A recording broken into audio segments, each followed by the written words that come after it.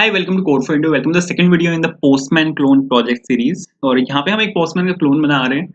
और last video में हम इतना कुछ कर चुके हैं जहाँ पर हमने ये लोगो डाला था। यहाँ पर ये एक ड्रॉप डाउन है जिसमें गेट और पोस्ट दो एपीआईज हैं। फिर यहाँ पे हम अपनी एपीआई का यूआरएल डाल सकते हैं। जैसे सपोज अगर मैं यहाँ पे जेसन प्लेस होल्डर डालता हूँ, फिर इसको हम सेंड भी कर सकते हैं। हम यहाँ पे क्वेरी पैरम्स ऐड कर सकते हैं, हेडर्स हम यहाँ पे ऐड कर सकते हैं, हम यहाँ पे बॉडी भी ऐड कर सकते हैं। जैसे यहाँ पे हमारे पास जेसन फॉर्मेट में बॉडी आ जाएगी। उसके बाद जब आप यहाँ पे सेंड पे क्लिक करोगे तो फिर यहाँ पे रिस्पॉन्स डिस्प्ले होगा। तो हम यहाँ पे अब तक इतना काम कर चुके हैं। अब यहाँ पे जो बिजनेस लॉजिक है, अपना जो प्रोजेक्ट का लॉजिक है वो डालना है। जैसे सबसे पहले तो अगर इसको सपोज मैं रीलोड कर लेता हूँ यहाँ पे, तो सबसे पहले तो अगर सपोज मैं यहाँ पे गेट और पोस्ट जो भी सिलेक्ट करता हूँ तो उसकी इन्फॉर्मेशन मेरे को यहाँ पे चाहिए। फिर यूआरएल मैंने यहाँ पे जो डाला है वो यूआरएल मेरे को चाहिए। फिर सेंड बटन पे मेरे को एक एक्शन चाहिए होगा जो यहाँ से गेट करके और इसको यूआरएल को गेट करके और पैरम्स और हेडर्स और बॉडी इन सब को गेट करके एक रिक्वेस्ट सेंड करेगा।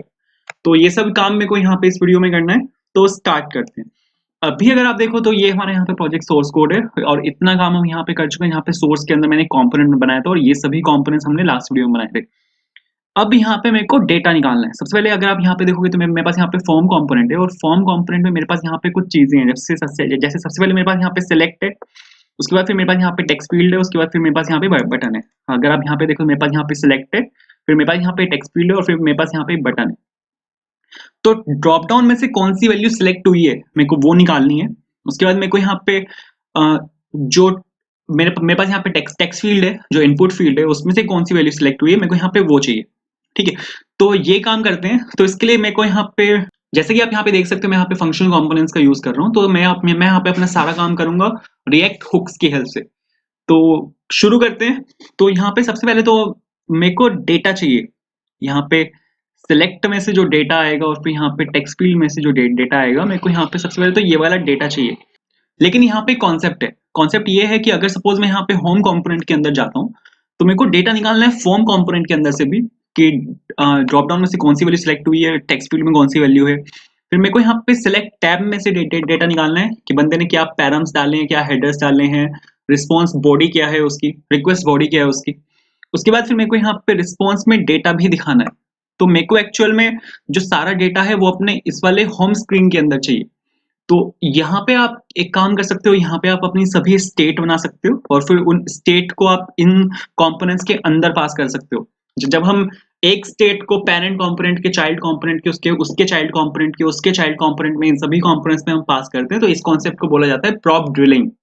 कि आप यहाँ पे प्रॉप को ड्रिलिंग कर रहे हो, मतलब एक के बाद एक कंपोनेंट में आप यहाँ पे प्रॉप्स को पास कर रहे हो। इससे बचने का प्रॉप ड्रिलिंग एक कॉन्सेप्ट है रिएक्ट में, बहुत नेचुरल है, आपने यूज भी किया होगा। ठीक है, प्रॉप ड्रिलिंग से बचने के लिए आप यहाँ पे कॉन्टेक्स्ट एपीआई का यूज कर सकते हो। कि अगर सपोज आप नहीं चाहते कि आप हर एक कंपोनेंट के अंदर प्रॉप पास करो, वो अच्छे भी नहीं दिखते प्रॉप पास होते हुए, इतने सारे प्रॉप पास होते हैं। तो आप यहाँ पे कॉन्टेक्स्ट एपीआई का यूज कर सकते हो। आप डायरेक्टली यहाँ पे जो हेडर का प्रॉप है वो आप फॉर्म में पास कर सकते हो, फॉर्म का प्रॉप आप एरर स्क्रीन में पास कर सकते हो, बहुत ईजी हो जाता है। तो मैं यहाँ पे वही करने वाला हूँ। मैं यहाँ पे एक कॉन्टेक्स्ट बना रहा हूँ, तो उसके लिए मैंने यहाँ पे सपोज एक फोल्डर बनाया कॉन्टेक्स्ट के नाम से, और मैं यहाँ पे अपनी एक फाइल बनाऊंगा जो कि होगी डेटा प्रोवाइडर के नाम से, डेटा प्रोवाइडर डॉट जेएसएक्स। इसके अंदर मैं अपना यहाँ पे कॉन्टेक्स्ट बनाऊंगा। सबसे पहले तो मेरे को यहाँ पे इंपोर्ट करना पड़ेगा रिएक्ट को, मैंने यहाँ पे इंपोर्ट किया। और दूसरी चीज मेरे को यहाँ पे इंपोर्ट करना पड़ेगा क्रिएट कॉन्टेक्स्ट को। ये हुक्स हैं, ठीक है, जो मैंने जो मैं यहाँ पे बना रहा हूँ ये सब हुक्स हैं। और ये कहाँ से आएंगे, ये आएगा आपका रिएक्ट के अंदर से। क्रिएट कॉन्टेक्स्ट यहाँ पर एक हुक है, ठीक है। और मेरे को यहाँ पे कॉन्टेक्स्ट बनाना है, तो सबसे पहले तो मैंने इसको यहाँ पे स्टोर करा है कॉन्टेक्स्ट के अंदर। और अब मेरे को यहाँ पे कॉन्टेक्स्ट बनाना है, तो सिंपल कॉन्टेक्स्ट बनाने के लिए आपको यहाँ पे लिखना होता है क्रिएट कॉन्टेक्स्ट। उसके अंदर हम पास करते हैं डिफॉल्ट वैल्यू, जो मैं यहाँ पे पास कर रहा हूँ नल। उसके बाद मेरे को यहाँ पे कंपोनेंट बनाना है, तो कंपोनेंट मैंने यहाँ पे लिखा डेटा प्रोवाइडर के नाम से, और यहाँ पे ये एक फंक्शनल कंपोनेंट यहाँ पे मैंने बना दिया। ठीक है, अब जब भी हम यहाँ पे कॉन्टेक्स्ट बनाते हैं तो जितने भी हमारे कॉन्टेक्स्ट होते हैं उनके ऊपर एक एट्रीब्यूट होता है जो कि प्रोवाइडर एट्रीब्यूट होता है। आपको यहाँ पे प्रोवाइडर एट्रीब्यूट डालना होता है। मैंने यहाँ पे वही किया, मैंने यहाँ पे डेटा कॉन्टेक्स्ट लिखा और उसके ऊपर हमारे पास एक एट्रीब्यूट होता है जो कि होता है प्रोवाइडर। तो यहाँ पे प्रोवाइडर डाला मैंने और ये बिल्कुल परफेक्ट है। प्रोवाइडर के अंदर हमारे पास यहाँ पर एक प्रॉप होता है जिसको हम बोलते हैं वैल्यू प्रॉप। वैल्यू प्रॉप से आप जो भी वैल्यूज आप पास करना चाहते हो कंपोनेंट में, उस वो वैल्यूज आपको यहाँ पे डालनी होती है और फिर आप यूज कॉन्टेक्स्ट का यूज करके उस कंपोनेंट के अंदर से वो वैल्यूज निकाल सकते हो। अभी दिखाता हूँ सब कैसे होता है। सबसे पहले तो मेरे को डेटा कॉन्टेक्स्ट को एक्सपोर्ट करना पड़ेगा, क्योंकि मेरे को इसको बाकी कंपोनेंट्स में इंपोर्ट करना है। मैंने यहाँ पे लिखा एक्सपोर्ट कॉन्स्ट डेटा कॉन्टेक्स्ट, और फिर मेरे को इसको भी यहाँ पे एक्सपोर्ट करना पड़ेगा, और यहाँ पे मैंने लिखा एक्सपोर्ट डिफॉल्ट डेटा प्रोवाइडर। अब जिन कंपोनेंट्स में आप डेटा को पास करना चाहते हो, जैसे जो भी इस कंपोनेंट में आप जो कुछ भी डिफाइन करोगे, उनको आप जिन कंपोनेंट्स में पास करना चाहते हो, उससे उन कंपोनेंट्स से आपको डेटा प्रोवाइडर को रैप करना होता है। तो मेरे को वही करना है, ठीक है। मैं चाहता हूँ कि जो मेरा सारा डेटा है उसको मेरे को पास करना है जो मेरा होम कंपोनेंट है इसके अंदर, क्योंकि होम कंपोनेंट के अंदर मेरी सभी स्टेट्स होंगी और होम कंपोनेंट के अंदर ही मेरा सारा डेटा है। तो मैं क्या करूंगा, जो मेरा यहाँ पे कॉन्टेक्स्ट प्रोवाइडर है, ठीक है, जो मेरा यहाँ पे डेटा प्रोवाइडर है, इसको मैं रैप कर दूंगा, ठीक है, इस होम कंपोनेंट से। मैंने यहाँ पे होम कंपोनेंट को मैंने रैप किया यहाँ पे डेटा प्रोवाइडर से। मैंने यहाँ पे डेटा प्रोवाइडर लिखा और यहाँ पे मैंने डेटा प्रोवाइडर लिखा। ये कुछ, अगर आपको यूज कॉन्टेक्स्ट एपीआई यूज करनी आती है तो ये कुछ स्टेप्स हैं कि कैसे आप कॉन्टेक्स्ट एपीआई को यूज कर सकते हो। उसमें एक स्टेप ये भी आता है कि आपको रैप करना होता है कंपोनेंट को। अब हमारे पास यहाँ पे दो चीजें होती हैं। जब आप यहाँ पे कंपोनेंट को रैप करते हो तो हमारे पास यहाँ पे दो चीजें होती हैं। जो भी आप यहाँ पे पास करते हो, ठीक है, जो भी आप एंगल ब्रैकेट्स के अंदर पास करते हो उसको हम बोलते हैं प्रॉप्स। बट जो भी आप यहाँ पे पास करते हो, इन दोनों के बीच में आपके पास यहाँ पे ओपनिंग ब्रैकेट है, क्लोजिंग ब्रैकेट है, और उसके बीच में आप जो भी पास करते हो उसको हम रिएक्ट में बोलते हैं चिल्ड्रन। तो आपने क्या किया, यहाँ पे चिल्ड्रन पास किए। तो हम क्या करेंगे यहाँ पे, अब चिल्ड्रन आपने वहां से पास कर दिए तो आपको उसको चिल्ड्रन को फॉरवर्ड भी करना पड़ता है। तो वहां से आपने चिल्ड्रन पास किए, आप अगर यहाँ पे देखो तो यहाँ पे आपने चिल्ड्रन पास किया तो आपके पास यहाँ पे चिल्ड्रन का एक्सेस होता है। मैंने यहाँ पे चिल्ड्रन को निकाला, ठीक है। अब मेरे को चिल्ड्रन को आगे पास करना है, अब मेरे को चिल्ड्रन को फॉरवर्ड करना है। अगर आप फॉरवर्ड नहीं करोगे तो ये आपका एम्प्टी आएगा, जैसे कि आप यहाँ पे देख भी सकते हो, ये आपका बिल्कुल यहाँ पे एम्प्टी है अगर आप चिल्ड्रन को पास नहीं करोगे। तो मैंने यहाँ पर क्या किया, मैंने यहाँ पे चिल्ड्रन को आगे पास कर दिया। तो जैसे मैं चिल्ड्रन को पास किया, आपके पास सारा डेटा यहाँ पे वापस आ गया।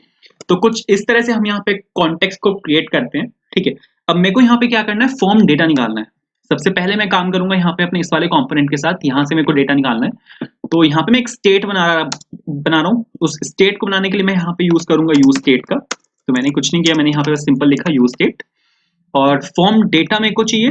तो मैंने यहाँ पर क्या किया, फॉर्म डेटा के नाम से मैंने यहाँ पे स्टेट बनाई, ठीक है। और उसके बाद सेट फॉर्म डेटा में वैल्यू को सेट करने के लिए, और यहाँ पे मैंने लिखा यूज स्टेट, और कुछ डिफॉल्ट वैल्यूज मेरे को चाहिए। आप अगर यहाँ पे देखो तो जो फॉर्म है मेरे पास, उसमें मेरे पास यहाँ पे एक ड्रॉप डाउन है, और मेरे पास यहाँ पर एक वो है, क्या बोलते हैं इसको, आप एक यूआरएल बोल सकते हो, जो यहाँ पे हम यूआरएल एंटर करेंगे। तो सबसे पहले तो मेरे को यहाँ पे एक ऑब्जेक्ट लिया मैंने, ऑब्जेक्ट के अंदर मेरे को दो फील्ड चाहिए, एक तो यूआरएल है, दूसरा ड्रॉप डाउन में से क्या वैल्यू आएगी, ठीक है। तो ड्रॉप डाउन में से जो वैल्यू आएगी वो मैंने यहाँ पर ली, और डिफॉल्ट वैल्यू में यहाँ पे ले रहा हूँ पोस्ट, क्योंकि अभी तो यहाँ पे कुछ दिख नहीं रहा आपको बस, बट जब ये बाय डिफॉल्ट चलेगा तो यहाँ पे पोस्ट लिखा हुआ आएगा, ठीक है। अभी ये ब्रेक हो रहा है, ये मेरे को अभी ठीक करना है। यहाँ पे इसके ऊपर पोस्ट लिखा हुआ आएगा, तो बाय डिफॉल्ट जो वैल्यू जाएगी वो पोस्ट जाएगी अगर यूजर कुछ भी सिलेक्ट नहीं करता, ठीक है। तो ये बिल्कुल ठीक है। अब आपने यहाँ पे जो स्टेट है उसको बना लिया। अब आपको यहाँ पे स्टेट को एक्सपोर्ट करना होता है, जो हम लिखते हैं इस वैल्यू प्रॉप के अंदर। तो यहाँ पे वैल्यू प्रॉप के अंदर मैंने यहाँ पे फॉर्म डेटा लिया, और यहाँ पे लिया सेट फॉर्म डेटा, और बिल्कुल परफेक्ट है। तो आपने यहाँ पे इन दोनों फील्ड्स को एक्सपोर्ट कर दिया। अब आपने यहाँ पे इन दोनों फील्ड्स को एक्सपोर्ट किया, तो अब आप क्या कर सकते हो, इन दोनों फील्ड्स को इंपोर्ट कर सकते हो जो हमारा फॉर्म मॉड्यूल है उसके अंदर। तो यहाँ पे अगर मैं आपको फॉर्म मॉड्यूल के अंदर गया हूं यहाँ पे, और अब आप यहाँ पे इसके अंदर जो आपने वहां से दोनों फील्ड्स एक्सपोर्ट किए हैं उनको यहाँ पे इंपोर्ट कर सकते हो। इंपोर्ट करने के लिए हम यहाँ पे यूज करते हैं रिएक्ट के एक अनदर हुक का, जो कि है यूज कॉन्टेक्स्ट। वहां पे हमने क्या किया था, क्रिएट कॉन्टेक्स्ट, बट यहाँ पे हम कर रहे हैं यूज कॉन्टेक्स्ट। तो यहाँ पे मैंने यूज कॉन्टेक्स्ट का यूज किया। अब कौन से कॉन्टेक्स्ट में से मेरे को वैल्यू चाहिए, मेरे को यहाँ पे वैल्यू चाहिए डेटा कॉन्टेक्स्ट के अंदर से, क्योंकि जो क्रिएट कॉन्टेक्स्ट है वो मेरे डेटा कॉन्टेक्स्ट के अंदर है। तो यहाँ पे मेरे को इंपोर्ट करना पड़ेगा डेटा कॉन्टेक्स्ट को। इसको अभी बंद करते हैं, फॉर्म पर आते हैं। तो यहाँ पर आते हैं, तो यहाँ पे मैंने इंपोर्ट किया जो कि है मेरा डेटा कॉन्टेक्स्ट। अब आप एक चीज अगर आप नोटिस करो तो यहाँ पे ये कॉन्स्ट एक्सपोर्ट है। कॉन्स्ट एक्सपोर्ट हम हमेशा कर्ली ब्रेस के अंदर लिखते हैं। डिफॉल्ट एक्सपोर्ट आप कैसे भी लिख सकते हो, बट कॉन्स्ट और डिफॉल्ट एक्सपोर्ट में इसको नेम्ड एक्सपोर्ट बोला जाता है। तो यहाँ पे आपको कर्ली ब्रेस के अंदर इसको इंपोर्ट करना होता है, ठीक है। यूज कॉन्टेक्स्ट इंपोर्ट हो गया, डेटा कॉन्टेक्स्ट इंपोर्ट हो गया। उसके बाद आपको यहाँ पर आना है, कौन सी वैल्यूज है, यहाँ पर कर्ली ब्रेस लगाना है, ठीक है। स्टेट के लिए हम लगाते हैं स्क्वायर ब्रैकेट्स, बट यहाँ पे हम लगाते हैं कर्ली ब्रेस। ये बहुत बंदे जो मेरे पुराने प्रोजेक्ट्स हैं उसमें काफी बंदों ने मिस्टेक की हुई है, ठीक है, कि कॉन्टेक्स्ट को इंपोर्ट करते हुए भी वो स्क्वायर ब्रैकेट्स का यूज करते हैं, ठीक है। मेरे पास काफी मैसेज आते हैं कि ये चल नहीं रहा तो वो दिखता भी नहीं, बहुत छोटी सी है ना ये, तो वो दिखता भी नहीं है, ठीक है। कोई बात नहीं, यहाँ पे कर्ली ब्रेस लगाते हैं हम। जो डेटा है वो फॉर्म डेटा है और सेट फॉर्म डेटा।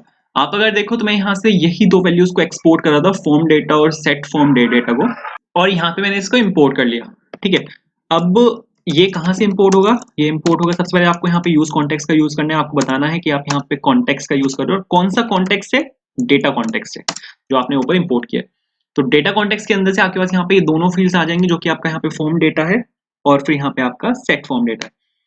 अब यहाँ पर मेरे को क्या करना है कि जो सिलेक्ट के अंदर से कौन सी वैल्यू सिलेक्ट हुई है मेरे को यहाँ पे वो चाहिए, तो उसके लिए मेरे को यहाँ पे बनाना पड़ेगा हैंडल चेंज। तो यहाँ पे मैंने हैंडल चेंज बनाया और हैंडल चेंज को मैं ले रहा हूँ एक एरो फंक्शन, ठीक है, क्योंकि मेरे को यहाँ पे जो ये इवेंट है इसका यूज करना पड़ेगा। इवेंट से मेरे पास आएगा कि कौन सा ये सिलेक्ट हुआ है, ठीक है।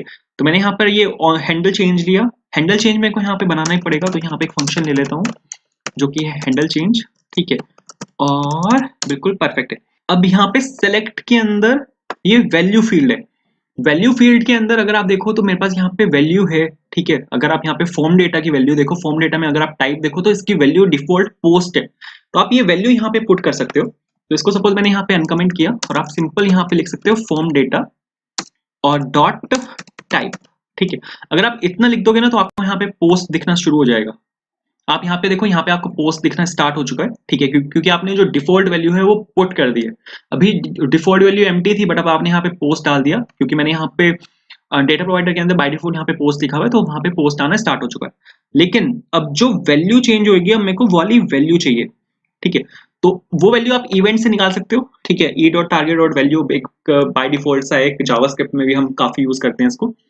तो सीधा सेट फॉर्म डेटा को मैं यहाँ पे कॉल कर रहा हूँ, क्योंकि अब मेरे को यहाँ पे जो वैल्यू है उसको अपडेट करना है इस वाली स्टेट के अंदर। जो यहाँ पे मैंने स्टेट बनाई हुई है, इसके टाइप में मेरे को वैल्यू को अपडेट करना है। सबसे पहले तो मैंने यहाँ पे सेट फॉर्म डेटा का यूज किया, और ये एक ऑब्जेक्ट है सेट फॉर्म डेटा, जैसा कि आप यहाँ पे देख भी सकते हो। इसकी बाय डिफॉल्ट वैल्यू जो है वो यहाँ पर ये एक ऑब्जेक्ट है, तो इसको मैंने एक ऑब्जेक्ट लिया। अब मेरे को यहाँ पे रेस्ट ऑपरेटर का यूज करना पड़ेगा कि जो पुराना डेटा है वो एज इट इज रहे, और जो नया डेटा है यूआरएल में मेरे को, यूआरएल में नहीं, मेरे को यहाँ पे टाइप में पुश करना है। टाइप में मेरे को यहाँ पे पुश करना है ई डॉट टारगेट डॉट वैल्यू। तो अगर आप इतना लिख दोगे ना तो आपके पास यहाँ पे जो सिलेक्टेड वैल्यू है वो आपके पास यहाँ पे आनी स्टार्ट हो जाएगी, ठीक है। अगर मैं आपको यहाँ पे कंसोल लॉग पे दिखाऊँ, आपको दिखाने की कोशिश करूँ, स्टेट थोड़ी लेट अपडेट तो होती है, ठीक है। स्टेट जो है वो एक असिंक्रोनस फंक्शन होता है, तो वो थोड़ा लेट अपडेट होता है, तो आपको यहाँ पे स्टेट जो है वो थोड़ा लेट अपडेट होती हुई दिखेगी। देखो मैंने यहाँ पे गेट सेलेक्ट किया, लेकिन ये अभी पोस्ट है, बट अगर मैं यहाँ पे दोबारा से सपोज पोस्ट सेलेक्ट करता हूँ तो आपको यहाँ पे गेट दिखेगा। जैसे कि लेट स्टेट अपडेट होती है, तो ये बिल्कुल परफेक्ट चल रहा है, आपके पास यहाँ पे गेट आ चुका है। सेम काम मेरे को करना है यूआरएल के केस में। अब मेरे को यहाँ पे क्या करना है, टेक्स्ट फील्ड में से वैल्यू निकालनी है। टेक्स्ट फील्ड में से मेरे को यहाँ पे वैल्यू निकालनी है, तो ऑन चेंज फंक्शन का ही मैं यहाँ पे यूज करूंगा। बिल्कुल सेम करना है, ठीक है। ऑन चेंज फंक्शन का मैंने यहाँ पे यूज किया, ठीक है। इवेंट मेरे को चाहिए क्योंकि ई डॉट टारगेट डॉट वैल्यू से मैं यहाँ पे वैल्यू निकालूंगा, और मैंने यहाँ पे सपोज लिखा ऑन यूआरएल चेंज। जैसे ही हमारा यूआरएल चेंज होता है तो ये वाला फंक्शन कॉल हो जाए। ऊपर गया मैं, यहाँ पर मैंने लिखा ऑन यूआरएल चेंज है और इज इक्वल्स टू, इसके अंदर ई डाला, ये इवेंट है यहाँ पे। मेरे को बिल्कुल इसी को कॉल करना है, सेट फॉर्म डेटा को मैंने यहाँ पे कॉल किया, और आपको इस बार यहाँ पे टाइप नहीं चाहिए, आपको इस बार चाहिए यूआरएल, ठीक है। क्योंकि मेरे पास यहाँ पे दो कीज हैं, एक यूआरएल के नाम से, एक टाइप के नाम से, तो आपको इस बार यूआरएल में वैल्यू सेट करनी है, तो मैंने यहाँ पे लिखा यूआरएल और e dot target dot value किया। अब ये बिल्कुल परफेक्ट चलेगा। आपको अगर मैं एक बार इसको दिखाऊं तो यहाँ पे मैंने इसको पेस्ट किया, वापस आते हैं।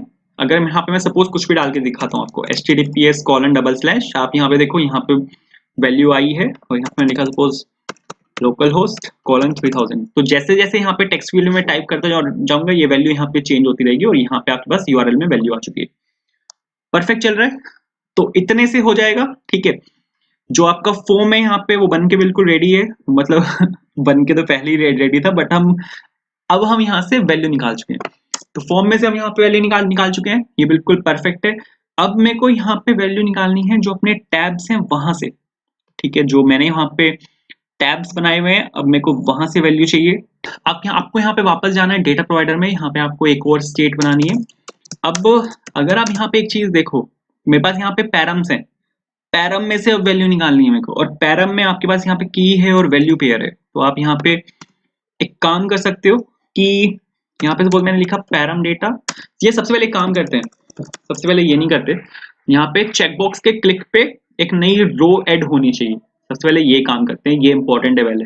तो उसके लिए आपको यहाँ पे जाना पड़ेगा क्रिएट टेबल के अंदर, और क्रिएट टेबल के अंदर अगर आप देखो तो मैंने यहाँ पे अभी ऐड रो को हार्ड कोड किया हुआ है कि ये सिर्फ एक ही रो रहेगी, बट ये यहाँ पे एक रो नहीं रहेगी। तो सबसे पहले तो मेरे को यहाँ पे इंपोर्ट करना पड़ेगा यूज स्टेट को, एक स्टेट बना रहा हूँ मैं यहाँ पे। तो यूज स्टेट मैंने यहाँ पे इंपोर्ट किया और फ्रॉम लिख के कहाँ से आएगा, ये आएगा आपका रिएक्ट के अंदर से, ठीक है, रिएक्ट के अंदर से आपका आ गया यहाँ पे। और अब आपको यहाँ पे एक स्टेट बनानी है, सपोज मैंने यहाँ पे लिखा सपोज रोज के नाम से, और यहाँ पे आ जाएगा आपके पास सेट रोज और यूज स्टेट।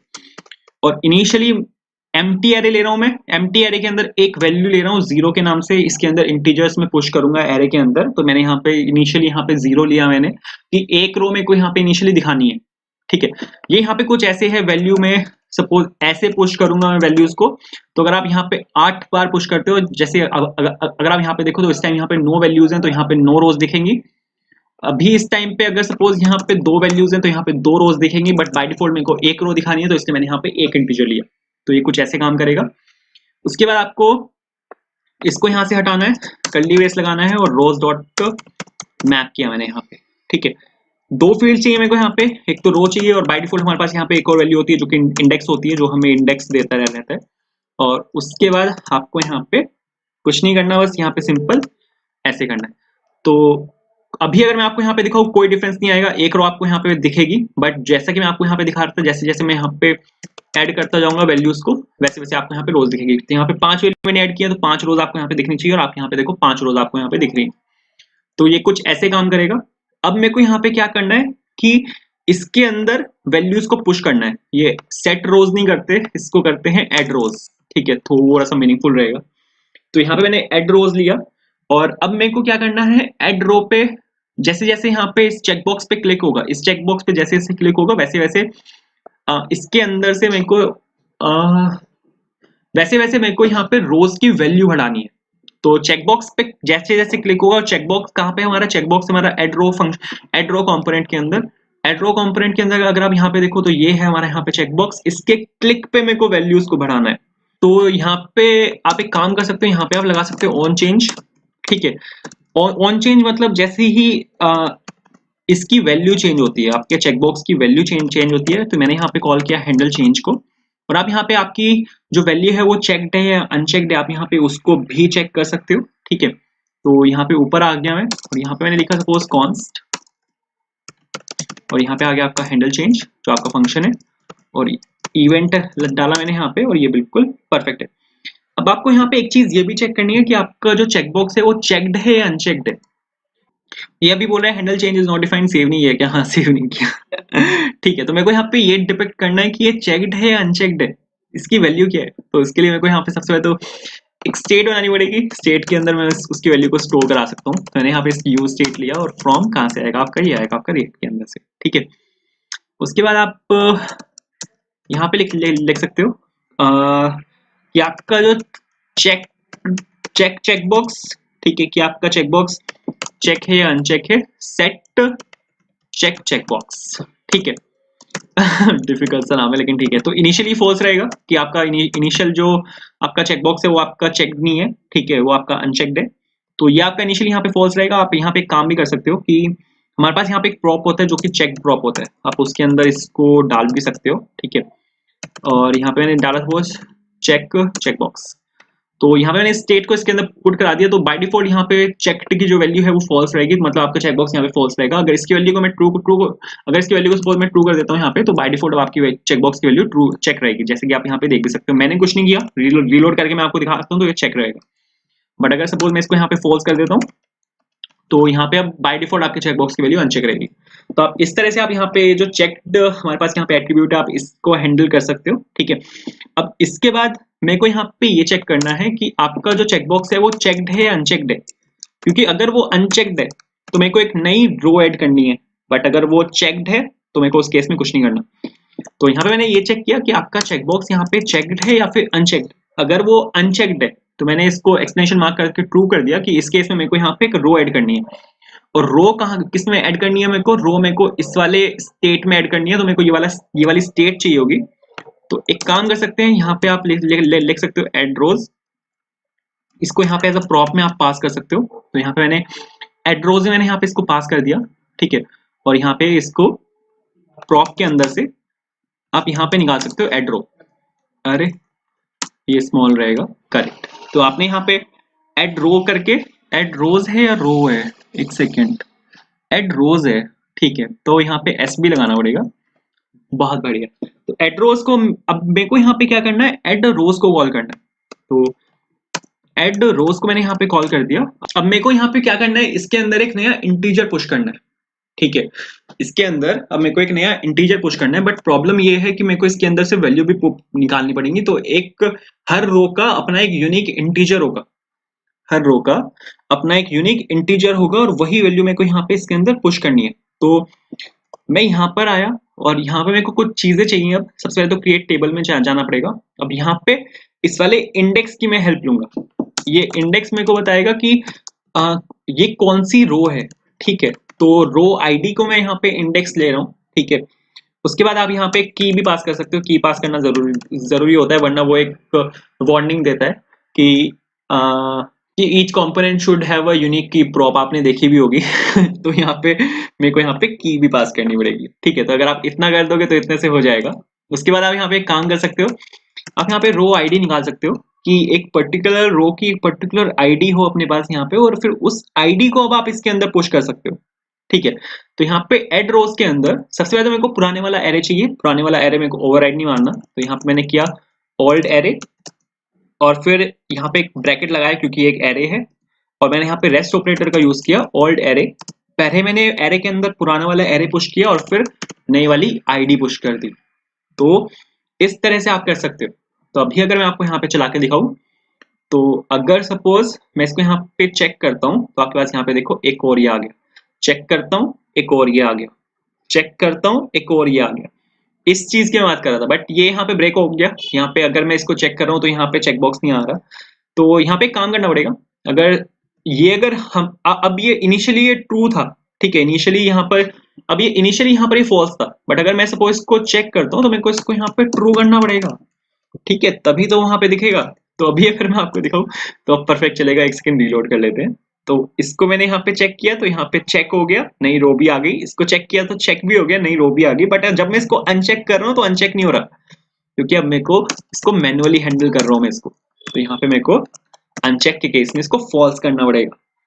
तो ये कुछ इस तरह से चल रहा है। तो अगर आप इतना कर दोगे तो इतने से हो जाएगा। सपोज मैं यहाँ पे इसको चेक किया, मैंने अनचेक किया, चेक किया, अनचेक किया, ठीक है। चेक करने से एक नई रो जनरेट होगी, अनचेक करने से कुछ नहीं होगा।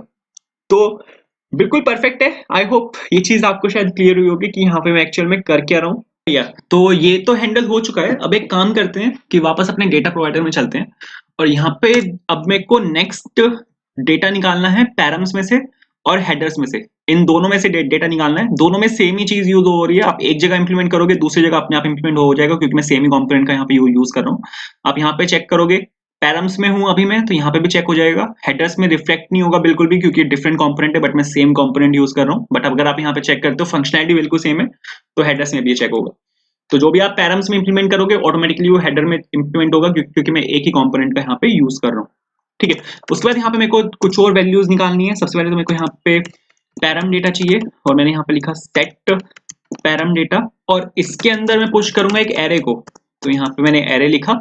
सेम चीज मेरे को चाहिए हेडर के केस में, ठीक है। सेम सेम मेरे को बिल्कुल हेडर निकालना है, क्योंकि मैं पैरम के लिए इंप्लीमेंट कर रहा हूँ, बट हेडर के लिए वो अपने आप इंप्लीमेंट होगा। तो सेट हेडर डेटा मैंने यहाँ पर किया, और ये हो जाएगा आपका यूज स्टेट, और इसके अंदर आ जाएगा आपका यहाँ पे एम्प्टी एरे। बिल्कुल परफेक्ट है। इसके बाद आपको यहाँ पे क्या करना है कि ये जो आपने यहाँ पे वेरिएबल्स लिए हैं इनको एक्सपोर्ट करना है।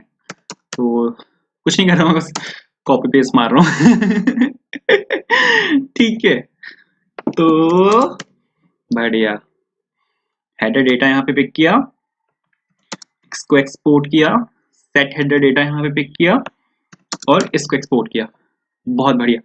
अब ये वैल्यूज मेरे को निकालनी है, ठीक है, ये वैल्यूज मेरे को निकालनी है। और ये वैल्यूज हम कहाँ से निकालेंगे? ये वैल्यूज हम निकाल सकते हैं जो हमारे यहाँ पे सेलेक्ट टैब है इसके अंदर, क्योंकि अगर आप यहाँ पे देखो तो ये हमारे यहाँ पे क्वेरी पैरम्स वाला टेबल है और फिर ये हमारे यहाँ पे हेडर्स वाली टेबल है। तो इसके अंदर मेरे को अलग प्रॉप पास करने हैं, इसके अंदर मेरे को अलग प्रॉप पास करने हैं। तो सीधा यहीं पे इंपोर्ट मारते हैं, ऊपर आते हैं, यहाँ पे मेरे को इंपोर्ट करना पड़ेगा यूज कॉन्टेक्स्ट को, जैसे कि मैंने पीछे किया था। और यहाँ पे मेरे को इंपोर्ट करना पड़ेगा डेटा कॉन्टेक्स्ट को, ठीक है, क्योंकि वैल्यूज जो आएंगी वो डेटा कॉन्टेक्स्ट के अंदर से आएंगी और यूज कॉन्टेक्स्ट की हेल्प से आएंगी। तो यहाँ पे मैंने किया इंपोर्ट। कौन कौन सी वैल्यू मेरे को चाहिए? सबसे पहले मेरे को पैराम डेटा चाहिए, ठीक है, फिर मेरे को यहाँ पे सेट पैराम डेटा चाहिए जो हमने वहां से अभी अभी एक्सपोर्ट किया है, बिल्कुल वही वैल्यू मैं यहाँ से निकाल रहा हूँ। उसके बाद मेरे को यहाँ पे हेडर डेटा चाहिए।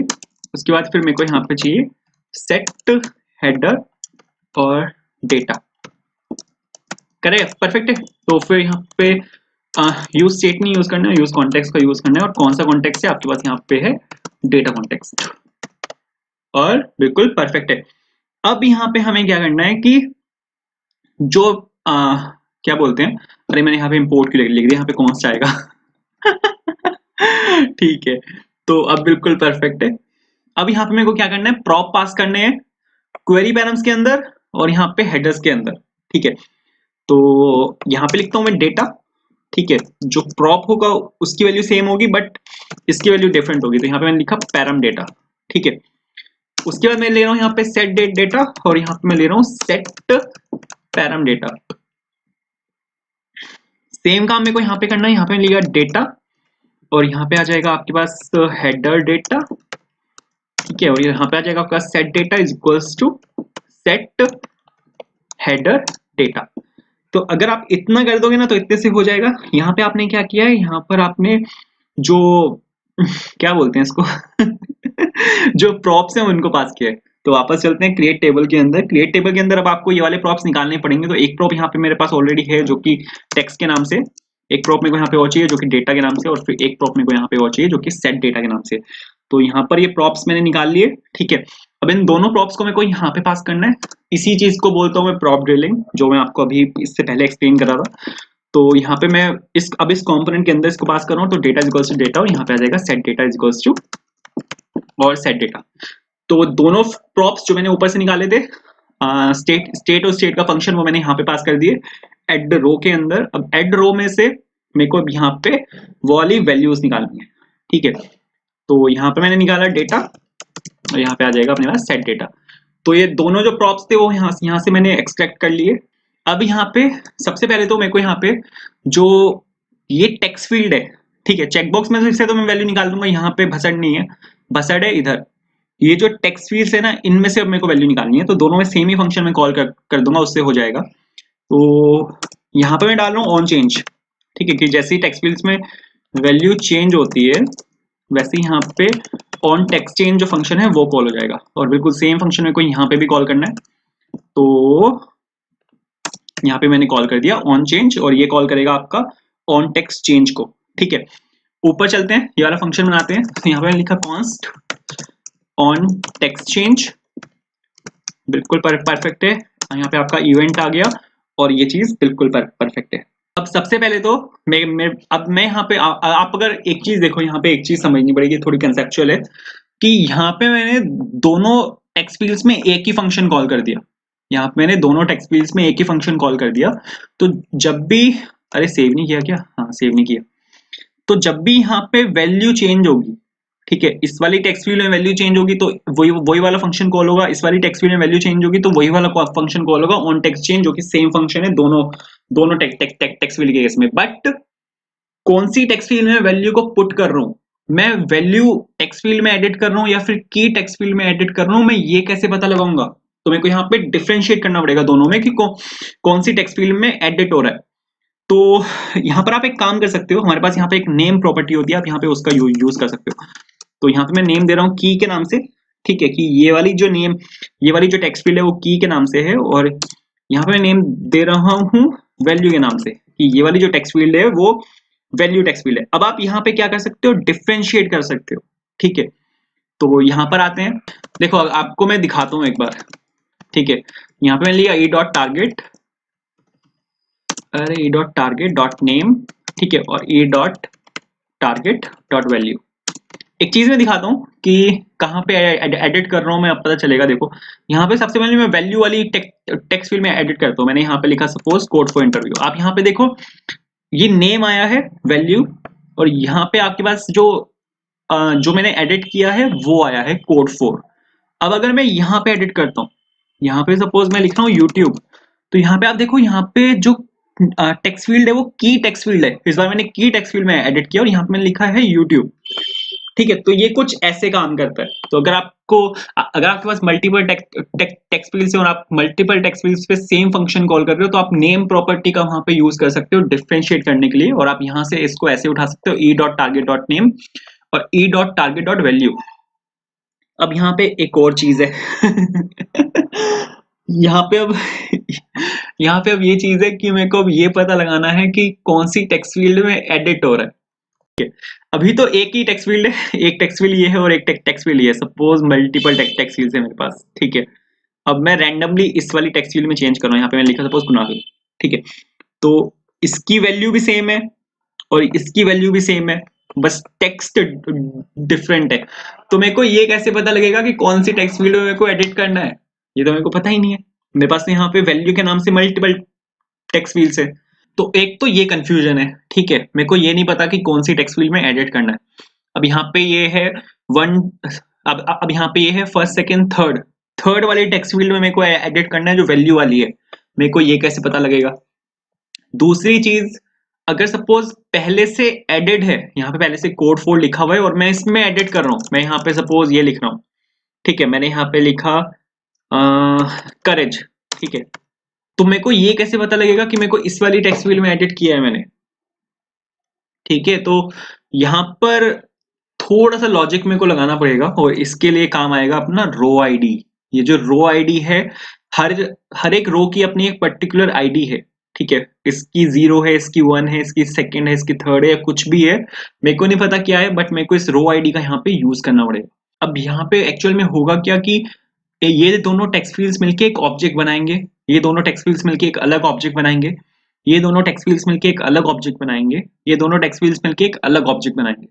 तो अगर सपोज मैंने यहाँ पे चेंज किया, तो मैं इस वाले ऑब्जेक्ट की वैल्यू फील्ड में चेंज कर रहा हूँ। तो मेरे को सबसे पहले तो ये वाला ऑब्जेक्ट चाहिए होगा जिसमें मेरे को चेंज करना है। तो आई होप ये चीज यहाँ पे क्लियर हुई होगी। तो इसको चेक करने के लिए हमारे पास यहाँ पे फिल्टर फंक्शन होता है। अगर आपके पास कोई एरे है और आपको एरे में कुछ भी फाइंड करना है, ठीक है, कुछ भी ऑब्जेक्ट फाइंड करना है, कुछ भी फाइंड करना है, तो हमारे पास यहाँ पे फिल्टर फंक्शन होता है। और मैं यहाँ पे सारा डेटा पुश करूंगा, डेटा अपने एरे के अंदर, और डेटा के अंदर मैंने यहाँ पे फिल्टर फंक्शन लगाया। यहाँ पे एंट्री ली, एक एक एंट्री यहाँ पे आएगी अपने पास, और एंट्री में मैं आईडी पुश करूंगा, ठीक है। मेरा जो ऑब्जेक्ट होगा वो कुछ इस तरह का होगा। अगर मैं आपको यहाँ पे दिखाऊं, तो सबसे पहले तो यहाँ पे चेकबॉक्स की वैल्यू होगी जो यहाँ पे ट्रू होगी या फॉल्स होगी, ठीक है। अब यहाँ पे चेकबॉक्स की वैल्यू क्यों चाहिए मेरे को? क्योंकि मेरे को सिर्फ उन्हीं चेकबॉक्स में से वैल्यू उठानी है जो चेक्ड है। अगर सपोज ये वाला यहाँ पे कुछ भी लिखा हुआ है, सपोज कोड लिखा हुआ है और यहाँ पे लिखा हुआ है फॉर इंटरव्यू, ठीक है, बट ये वाला चेकबॉक्स अनचेक्ड है, तो मेरे को इस वाली चेकबॉक्स में से वैल्यू पिक नहीं करनी। मेरे को सिर्फ उन्हीं चेकबॉक्स में से वैल्यू पिक करनी है जो चेक्ड है, ठीक है। तो एक पर्टिकुलर रो आईडी पे कौन सा वैल्यू, कौन सा चेकबॉक्स चेक्ड है, मेरे को सबसे पहले तो यहाँ पे वो फाइंड करना पड़ेगा। तो मेरा जो ऑब्जेक्ट है वो कुछ ऐसा दिखेगा, और फिर यहाँ पे की आएगी। की में यहाँ पे आपकी जो भी सपोज वैल्यू है वो आएगा। सपोज मैंने यहाँ पे कोड फॉर इंटरव्यू लिखा, तो उसके बाद आपके पास यहाँ पे वैल्यू फील्ड आएगी, ठीक है। ये आपके पास यहाँ पे चेकबॉक्स आ गया, फिर आपके पास यहाँ पे की आ गई, उसके बाद फिर आपके पास यहाँ पे वैल्यू आएगी। वैल्यू में सपोज मैं कुछ भी दे देता हूँ, मैंने यहाँ पे लिखा यूट्यूब चैनल, ठीक है। उसके बाद मेरे पास यहाँ पे एक और चीज आएगी जो कि होगी रो आईडी। रो आईडी में लूंगा यहाँ पे आईडी के नाम से, जो कि होगी मेरी रो आईडी, ठीक है। अब एक पर्टिकुलर ऑब्जेक्ट की एक पर्टिकुलर आईडी होगी, मेरे को उसको फाइंड करना है। कल को अगर सपोज मैं इस वैल्यू को चेंज कर देता हूँ, इस यूट्यूब चैनल की यहाँ पे मैं ये जो वैल्यू है यूट्यूब चैनल हटा के मैं सिर्फ यूट्यूब कर देता हूँ, तो मेरे को सबसे पहले तो रो आईडी फाइंड करनी पड़ेगी कहाँ पे चेंज हुआ है, और फिर मेरे को उस ऑब्जेक्ट की उसी वैल्यू फील्ड में चेंज करना है। तो ये थोड़ा सा यहाँ पे लॉजिक है, ठीक है। तो हर एक ऑब्जेक्ट में मेरे पास यहाँ पे ये 4 फील्ड्स होंगी, और उस 4 फील्ड में आईडी भी होगी अपने पास। तो मैंने वो आईडी उठाई यहाँ पे एंट्री डॉट आईडी, और अगर ये मैच करती है रो आईडी से, ठीक है, अगर ये मैच करती है रो आईडी से और ये एक एरे रिटर्न करेगा, तो इसके 0th एलिमेंट पे जो ऑब्जेक्ट है मेरे को वाला ऑब्जेक्ट पिक करना है और यहाँ पे आ जाएगा रिजल्ट। तो जो ऑब्जेक्ट मेरे को चाहिए वो ऑब्जेक्ट मेरे पास आ चुका है और अब मेरे को इस वाले ऑब्जेक्ट में चेंज करना है। तो मैंने यहाँ पे रिजल्ट लिया और जो एक ऑब्जेक्ट है, जो पुरानी वैल्यूज हैं ऑब्जेक्ट की वो मैंने एज इट इज रखी, मैंने यहाँ पे रेस्ट ऑपरेटर का यूज किया, आईडी डाली मैंने यहाँ पे रो आईडी, ठीक है बिल्कुल करेक्ट है, और फिर ई डॉट टारगेट डॉट नेम, ये यहाँ पे की आ जाएगी और e dot target dot value. तो यहाँ पे की वैल्यू पेयर में ये मैंने यहाँ पे वैल्यू को पुश कर दिया। अब अभी तक मैंने वैल्यू को पुश नहीं किया, ये सिर्फ मैंने ऐसे करके दिखाया है, बट ये कुछ इस तरह से चलेगा। तो आई होप क्लियर होगा। ठीक है, अगर ये यहाँ पे मैच नहीं होता, एंट्री डॉट आईडी और रो आईडी अगर यहाँ पे मैच नहीं होती, तो यहाँ पे इस टाइम पे एक एम्प्टी एरे आएगा। ठीक है, एम्प्टी एरे का मैं 0th पोजीशन उठा रहा हूँ, कुछ नहीं होगा, नल होगा। ठीक है, उस केस में क्या होगा, ये यहाँ पे नल हो जाएगा। ठीक है, बट ये वाली वैल्यूज इसके अंदर पुश हो जाएंगी रिजल्ट के अंदर। ठीक है, तो रिजल्ट के अंदर अगर वो फर्स्ट टाइम आया है तो यहाँ पे ये सारी वैल्यूज उसके अंदर पड़ी होंगी। तो आई होप यहाँ तक क्लियरिटी बनी होगी। अब यहाँ पे मेरे को क्या करना है, ऑब्जेक्ट मेरा तैयार हो गया। ठीक है, एक सेकेंड इसको कमेंट डाउन करते हैं, वो एरर दे रहा है। ठीक है, अब ऑब्जेक्ट तो मेरा तैयार हो चुका है, बट अब इस ऑब्जेक्ट को मेरे को वापस पुश करना है उस एरे में। मैंने यहाँ पे क्या किया, मेरे पास यहाँ पे डेटा एरे है पूरा। ठीक है, उसमें से अगर सपोज मैंने कुछ एडिट किया है तो मैंने वो वाला ऑब्जेक्ट निकाला जो एडिट हुआ है। ठीक है, उसको निकाला यहाँ से, उसमें वैल्यूज पुश करी। ठीक है, अब मेरे को वो वाली वैल्यूज वापस इस एरे में पुश करनी है। ठीक है, मेरे पास एक एरे था जिसमें बहुत सारे ऑब्जेक्ट्स थे, किसी भी ऑब्जेक्ट में चेंज हुआ, सपोज इस वाले ऑब्जेक्ट में मैंने चेंज किया, तो मेरे को ये वाला पूरा ऑब्जेक्ट निकालना है। ठीक है, जो मैंने यहाँ पे किया भी है, मैंने यहाँ पे ये वाला पूरा ऑब्जेक्ट निकाला, इसमें वैल्यूज को चेंज करा, इसमें वैल्यूज को चेंज करा। ठीक है, बट अब वापस मेरे को इस वाले एरे में उस ऑब्जेक्ट को पुश भी तो करना है। यहाँ पर क्या हुआ है, यहाँ पर मैंने ऑब्जेक्ट तो निकाल लिया एरे में से, ये मेरे पास डेटा के नाम से यहाँ पे एरे है, उसमें से मैंने यहाँ पे ऑब्जेक्ट निकाला, रिजल्ट के अंदर मेरे यहाँ पे ऑब्जेक्ट आ चुका है, ऑब्जेक्ट में मैंने चेंजेस किए। ठीक है, ऑब्जेक्ट मेरे यहाँ पे मॉडिफाई हो चुका है, बट अब मेरे को ऑब्जेक्ट को वापस पुश भी तो करना है। तो अब मैं यहाँ पे ये करने वाला हूँ, बट यहाँ पे भी एक कॉन्सेप्ट है, यहाँ पे ये कॉन्सेप्ट है कि अगर वो पहले से ही उस एरे के अंदर है, ठीक है, अगर सपोज वो पहले से ही यहाँ पे वैल्यूज हैं और मैंने यहाँ पे उसी ऑब्जेक्ट को मॉडिफाई कर दिया जो पहले से ही यहाँ पर था, ठीक है, तो मेरे को यहाँ पे क्या करना है, उस ऑब्जेक्ट को रिप्लेस करना है। बट अगर वो ऑब्जेक्ट वहां पे ऑलरेडी नहीं है, वो एक नया ऑब्जेक्ट है, तो मेरे को वैल्यू ऑब्जेक्ट को पुश करना है। तो मेरे को इंडेक्स आईडी निकालनी पड़ेगी। यहाँ पे जो ये आईडी है मेरे को यहाँ पे ये निकालनी पड़ेगी और मेरे को चेक करना पड़ेगा कि ये आईडी प्रेजेंट है उस एरे में या नहीं है। यहाँ पे मैं यूज करूंगा फाइंड इंडेक्स का। हमारे पास यहाँ पे जावास्क्रिप्ट में फंक्शन होता है हमारे पास यहाँ पे फाइंड इंडेक्स, और मेरे पास यहाँ पे वैल्यू निकाला मैंने। ठीक है, और वैल्यू डॉट आईडी मैंने चेक करा, अरे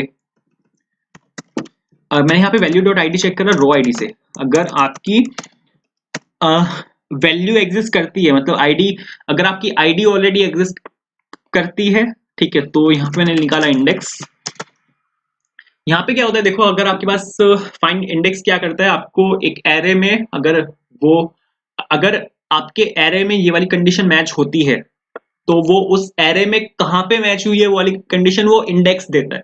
अगर सपोज 6th पोजीशन पे वो मैच हुई है तो वो 5th देगा। ठीक है, क्योंकि एरे आपका 0 से स्टार्ट होता है, तो इंडेक्स में 5 रिटर्न होगा। बट अगर वो मैच नहीं होती तो उस केस में -1 रिटर्न होता है। तो यहाँ पे इंडेक्स आ गया अपने पास। अब मेरे को यहाँ पे ये चेक करना है कि आपकी एरे में वैल्यू मैच हुई है या नहीं हुई। अगर वो -1 है तो मेरे को डायरेक्टली ऑब्जेक्ट को पुश कर देना है, क्योंकि आपका ऑब्जेक्ट एग्जिस्ट नहीं करता। बट अगर वो -1 नहीं है, वो कोई और वैल्यू है, तो मेरे को उस ऑब्जेक्ट को रिप्लेस करना है।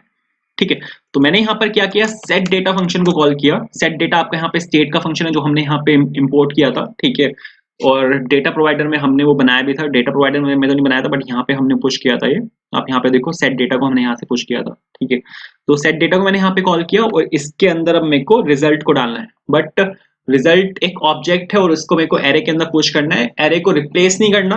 तो यहाँ पे ओल्ड एरे जो है उसी के अंदर, तो वो पूरा एरे लिया मैंने और उसके अंदर मैंने रिजल्ट को पुश कर दिया। रिजल्ट आपका यहाँ पे नया ऑब्जेक्ट है जो आपने अभी अभी यहाँ पे बनाया है।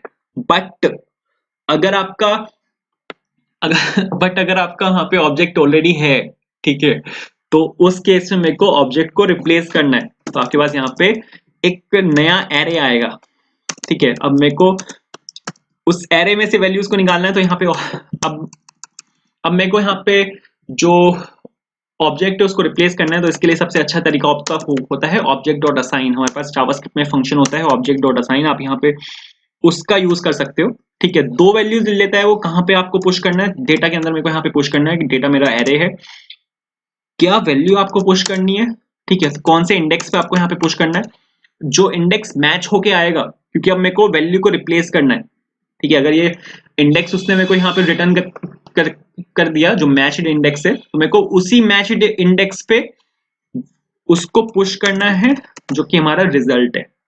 तो अगर आप इतना लिख दोगे तो आपके पास यहाँ पे नया एरे आ जाएगा, ठीक है। और ये नए एरे में हमारे पास पुराना डेटा भी होगा, नया डेटा भी होगा, तो आप डायरेक्टली यहाँ पे इसको पुश कर सकते हो नए एरे को। ट्रिकी था, I know, but I hope कहानी समझ में आई होगी। ठीक है, अभी अगर मैं आपको इसको चला के दिखाऊं, console.log लगा के दिखाता हूं, देखो बिल्कुल परफेक्ट चलेगा। ठीक है, ये वाला कंसोल हटाते हैं, इसकी जरूरत नहीं है। तो ठीक है, रिफ्रेश कर लेते हैं और बढ़िया। अगर सपोज यहाँ पे मैंने चेंज किया, यहाँ पे मैंने के चेंज किया, अभी एम्प्टी एरे है क्योंकि स्टेट आपकी असिंक्रोनस होती है, उसमें अपडेशन असिंक्रोनस होती है। तो अगर सपोज मैंने यहाँ पे लिखा कुणाल, वैल्यू में मैंने यहाँ पे कुणाल लिखा, तो आप यहाँ पे देखो वैल्यू में यहाँ पे कुणाल आएगा। सपोज को मैंने चेक कर दिया इसको, और अब मैं की में वैल्यू पुश कर रहा हूँ, सपोज कोड लिखा मैंने यहाँ पे, तो आपके पास यहाँ पे सेकंड एरे पुश हुआ है, आपका उसी एरे में चेंज नहीं हुआ, उसी ऑब्जेक्ट में चेंज नहीं हुआ, आपका यहाँ पे सेकंड ऑब्जेक्ट पुश हुआ है। तो पहले यहाँ पे वैल्यू के अंदर वैल्यू थी कुणाल, अब यहाँ पे की के अंदर वैल्यू आ चुका है COD, ठीक है। अब सपोज मैंने यहाँ पे एक और ये लिया और मैं यहाँ पे एक और इसको पुश कर रहा हूँ, ठीक है। यहाँ पे मैंने लिखा सपोज यूट्यूब, तो आप यहाँ पे देखो, यहाँ पे आपके पास थर्ड ऑब्जेक्ट पुश होगा और उसकी वैल्यू में यहाँ पे यूट्यूब आया, ठीक है। अब सपोज मैं यहाँ पे जो मेरा फर्स्ट वाला ऑब्जेक्ट है, ठीक है, जो मेरी यहाँ पे फर्स्ट वाली ये है, इसके अंदर मैं यहाँ पे चेंज कर रहा हूँ, ठीक है, इसके अंदर मैं यहाँ पे चेंज कर रहा हूँ, यहाँ पे मैंने लिखा सपोज चैनल, तो की के अंदर अब आप देखो यहाँ पे नया ऑब्जेक्ट पुश नहीं हुआ, ठीक है।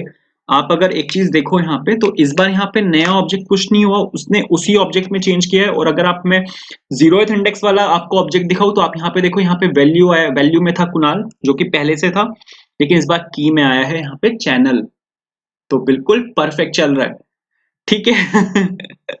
आई होप क्लियर हुआ होगा।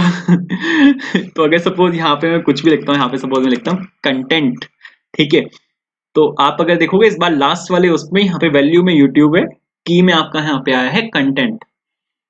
तो ये जो भसड़ थी सारी इतनी देर से चल रही थी, वो सब इसीलिए थी। तो आई होप क्लियर हुआ होगा, ठीक है।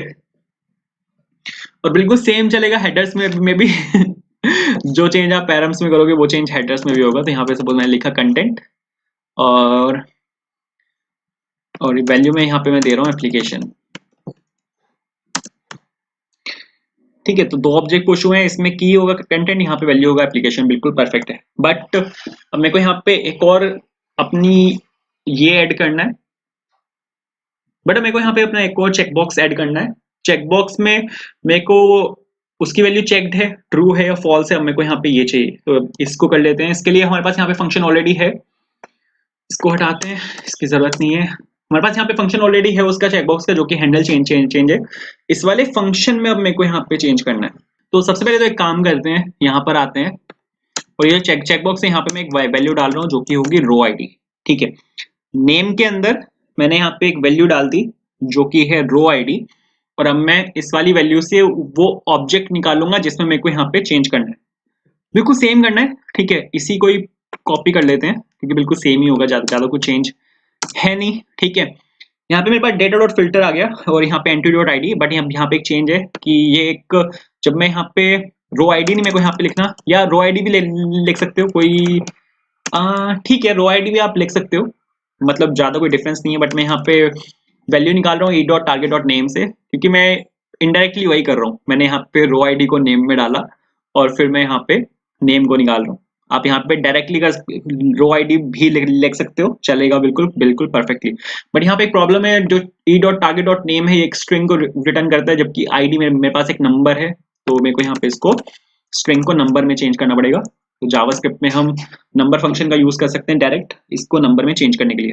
तो अगर आप ये लिख दोगे तो बिल्कुल परफेक्ट चलेगा। ठीक है, तो रिजल्ट में हमारे पास यहाँ पे वैल्यू आ जाएगी। तो हमारे पास यहाँ पे वो ऑब्जेक्ट निकल के आ जाएगा।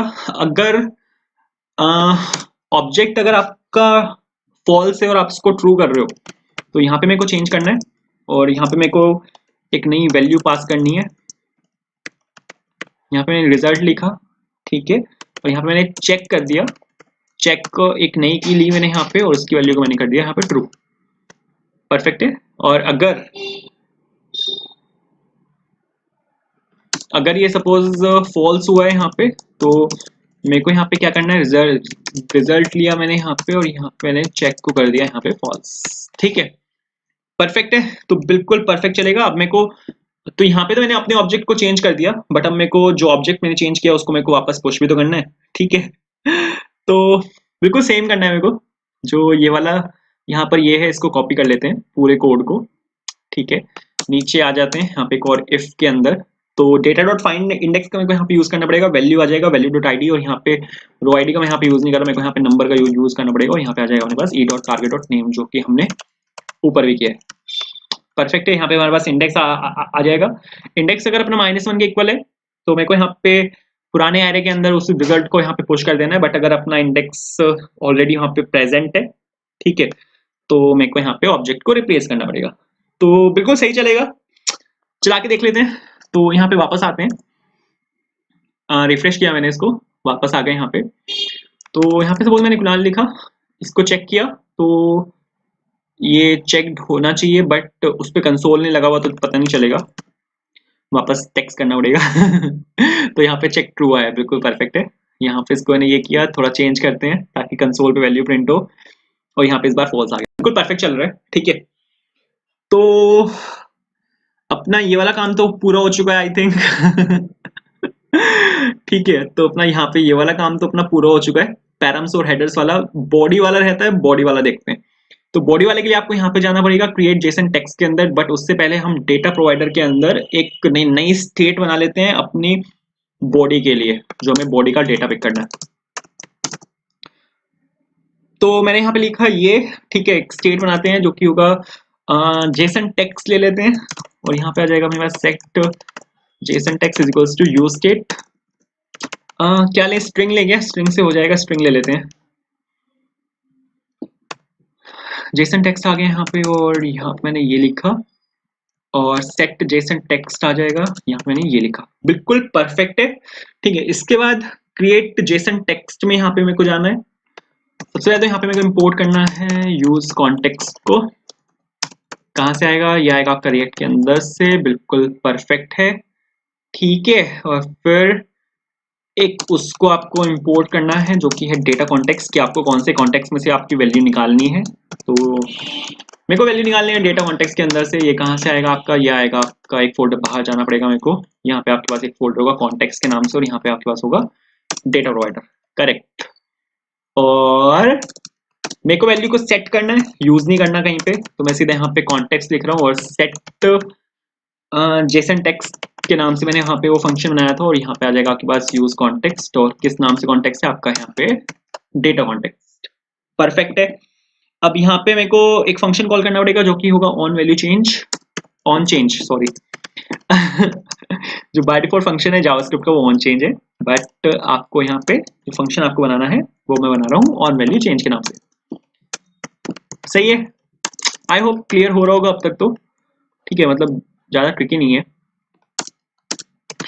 और यहाँ पे आ गया कॉन्स्ट ऑन वैल्यू, और यहाँ पे आ जाएगा आपके पास चेंज, यहाँ पे आपने इवेंट लिया, बिल्कुल परफेक्ट है। फिर यहाँ पे मेरे को सेट जेसन टेक्स्ट जो हमारा फंक्शन है उसको कॉल करना है, और यहाँ पे आपको सिंपल लिखना है ई डॉट टारगेट डॉट वैल्यू, खत्म, कुछ नहीं करना बस। ठीक है, ई डॉट टारगेट डॉट वैल्यू लिखा है यहाँ पे, तो इससे हो जाएगा। चला के मैं आपको दिखा देता हूँ, चला के दिखा नहीं सकता मैं क्योंकि वो वाली वैल्यू नहीं है मेरे पास, कोई बात नहीं। But you can trust me ये वैल्यू पुट हो चुकी है इसके अंदर। तो यहाँ पे मैंने क्या क्या किया है, यहाँ पे अगर आप एक चीज देखो तो यहाँ पे मैंने इसके अंदर से वैल्यू निकाल ली है, इसके अंदर से वैल्यू निकाल ली है, इसकी भी वैल्यू निकाल ली, इसकी भी वैल्यू निकाल ली, टेक्स्ट इसकी चेकबॉक्स की वैल्यू निकाल ली, हेडर्स के अंदर से वैल्यू हम निकाल चुके हैं, बॉडी के अंदर से वैल्यू हम निकाल चुके हैं। अब बस मेरे को सारा जो मेरे पास डेटा मैंने निकाला है उसको मेरे को कंपाइल करना है और उसकी एक रिक्वेस्ट बनानी है और सीधा सेंड बटन पे फंक्शन कॉल करके उसको भेज देना है। बस इतना सा काम करना है। काम कहने को इतना सा है बट है बहुत ज्यादा। तो आपको यहाँ पे सबसे पहले फॉर्म पे जाना है, क्योंकि फॉर्म में हमारे पास यहाँ पे बटन है जिसके क्लिक पे मेरे को वैल्यू भेजनी है। यहाँ पे आपको लगाना है एक ऑन क्लिक, कि जैसे ही इस बटन पे क्लिक हो वैसे ही वैल्यू चाहिए मेरे को। यहाँ पे आपको चाहिए on send click, send click के बटन पे, सेंड बटन के क्लिक पे ये वैल्यू आ जाए। बट ये फंक्शन मेरे को यहाँ पे नहीं बनाना, ये फंक्शन मेरे को ऊपर बनाना है। तो इसको यहाँ पे एज अ प्रॉप में यहाँ पे ले लूंगा कि मैंने इसको यहाँ पे एज अ प्रॉप पास किया है। वापस जाना है आपको यहाँ पे होम में और फॉर्म के अंदर आपको यहाँ पे इसको पास कर देना है। करेक्ट। तो ये चीज बिल्कुल परफेक्ट है। यहाँ पे आपने फॉर्म के अंदर ये जो फंक्शन है यहाँ पे इसको पास कर दिया। अब यहाँ पे मेरे को क्या करना है, और ये हो जाएगा आपके पास यहाँ पे ऑन सेंड क्लिक, बढ़िया बढ़िया।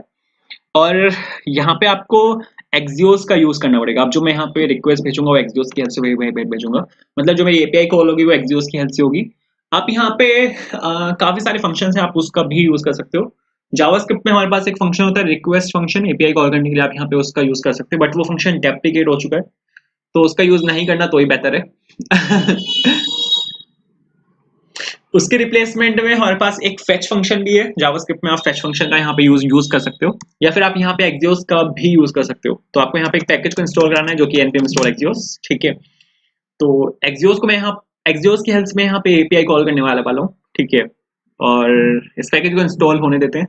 तो एक्सियोस यहाँ पे इंस्टॉल हो चुके हैं। अब मेरे को यहाँ पे काम करना पड़ेगा कि जो यूज इंडेक्स, जो यूज कॉन्टेक्स्ट यूज इंडेक्स बोल रहा हूँ, जो यूज कॉन्टेक्स्ट है उसको इंपोर्ट करना है। अब जो वैल्यूज हमने दुनिया भर की स्टोर कराई थी अलग अलग वेरिएबल्स में, उसको एक जगह इकट्ठा करना है, फिर उसको एक एपीआई में पास करना है। तो यहाँ पे यूज कॉन्टेक्स्ट को यहाँ पे मैंने इंपोर्ट किया, ठीक है। उसके बाद मेरे को यहाँ पे अरे उसको भी इंपोर्ट करना है, डेटा प्रोवाइडर को इंपोर्ट करना है, डेटा कॉन्टेक्स्ट को, सॉरी। और ये आएगा आपका डेटा कॉन्टेक्स्ट, कहाँ से आएगा, हाँ कॉन्टेक्स्ट के अंदर से आएगा और डेटा प्रोवाइडर के अंदर से आएगा, बिल्कुल करेक्ट है, ठीक है। उसके बाद आपको यहाँ पे कॉन्स्ट लिख के एक सेकंड एरर्स चेक कर लेते हैं। हाँ एक एरर दिखा रहा है कि यहाँ पे आप अकेला कॉन्स्ट है, ठीक है। तो यहाँ पे मेरे को वैल्यूज को इंपोर्ट करना है। सबसे पहले तो मेरा जो डेटा पड़ा है वो फॉर्म डेटा के अंदर पड़ा है, जिसमें मेरा ड्रॉप डाउन की वैल्यू है और जो मेरी टेक्स्ट फील्ड है जहाँ पे मैं यूआरएल एंटर करूंगा उन दोनों फील्ड्स की वैल्यू मेरी फॉर्म डेटा में। उसके बाद मेरी वैल्यू है जेसन टेक्स्ट के अंदर, जो मेरा टेक्स्ट एरिया है, ठीक है। जो मेरी बॉडी वाला पार्ट है उसके अंदर जो टेक्स्ट एरिया था उसकी वैल्यू जेसन टेक्स्ट के अंदर है। फिर मेरी वैल्यू है पैरम डेटा के अंदर, और फिर मेरी वैल्यू है हेडर डेटा के अंदर, ठीक है। तो और ये चारों वेरिएबल्स मैंने यहाँ पे निकाल लिया और मेरे को यहाँ पे निकालना है यूज कॉन्टेक्स्ट, और यहाँ पे आ जाएगा अपने पास डेटा कॉन्टेक्स्ट, करेक्ट है। तो आई थिंक ये तो यहाँ पे क्लियर होना चाहिए। अब इसके बाद अब इन सभी वैल्यूज को मेरे को यहाँ पे यूज करना है, बट उससे पहले मेरे को यहाँ पे वैलिडेशंस डालनी पड़ेंगी, ठीक है, कि यूआरएल एम्प्टी तो नहीं है, आपकी जो जेसन बॉडी है वो करेक्ट होनी चाहिए। तो ऐसे में कोई यहाँ पे कुछ पैरामीटर्स कुछ डालने पड़ेंगे। तो उसके लिए मैं यहाँ पे एक फंक्शन बनाऊंगा जो कि होगा चेक पैरम्स के नाम से। चेक पैरम्स के नाम से मैंने यहाँ पे एक फंक्शन है और उसके अंदर मैंने ये सभी वैल्यूज, चारों वैल्यूज पास कर दी। अगर चेक पैरम्स यहाँ पे फॉल्स रिटर्न करता है, मतलब कोई घसड़ है कोई गड़बड़ है, तो उस केस में मेरे को एपीआई कॉल नहीं करनी, तो उसमें मेरे को यहाँ पे रिटर्न कर देना पड़ेगा। इसको रिटर्न कर दिया मैंने यहाँ से फॉल्स, ठीक है। ये फंक्शन उसी टाइम रिटर्न हो जाएगा, बट ये चेक पैरम्स क्या चीज है ये तो यहाँ पे है ही नहीं।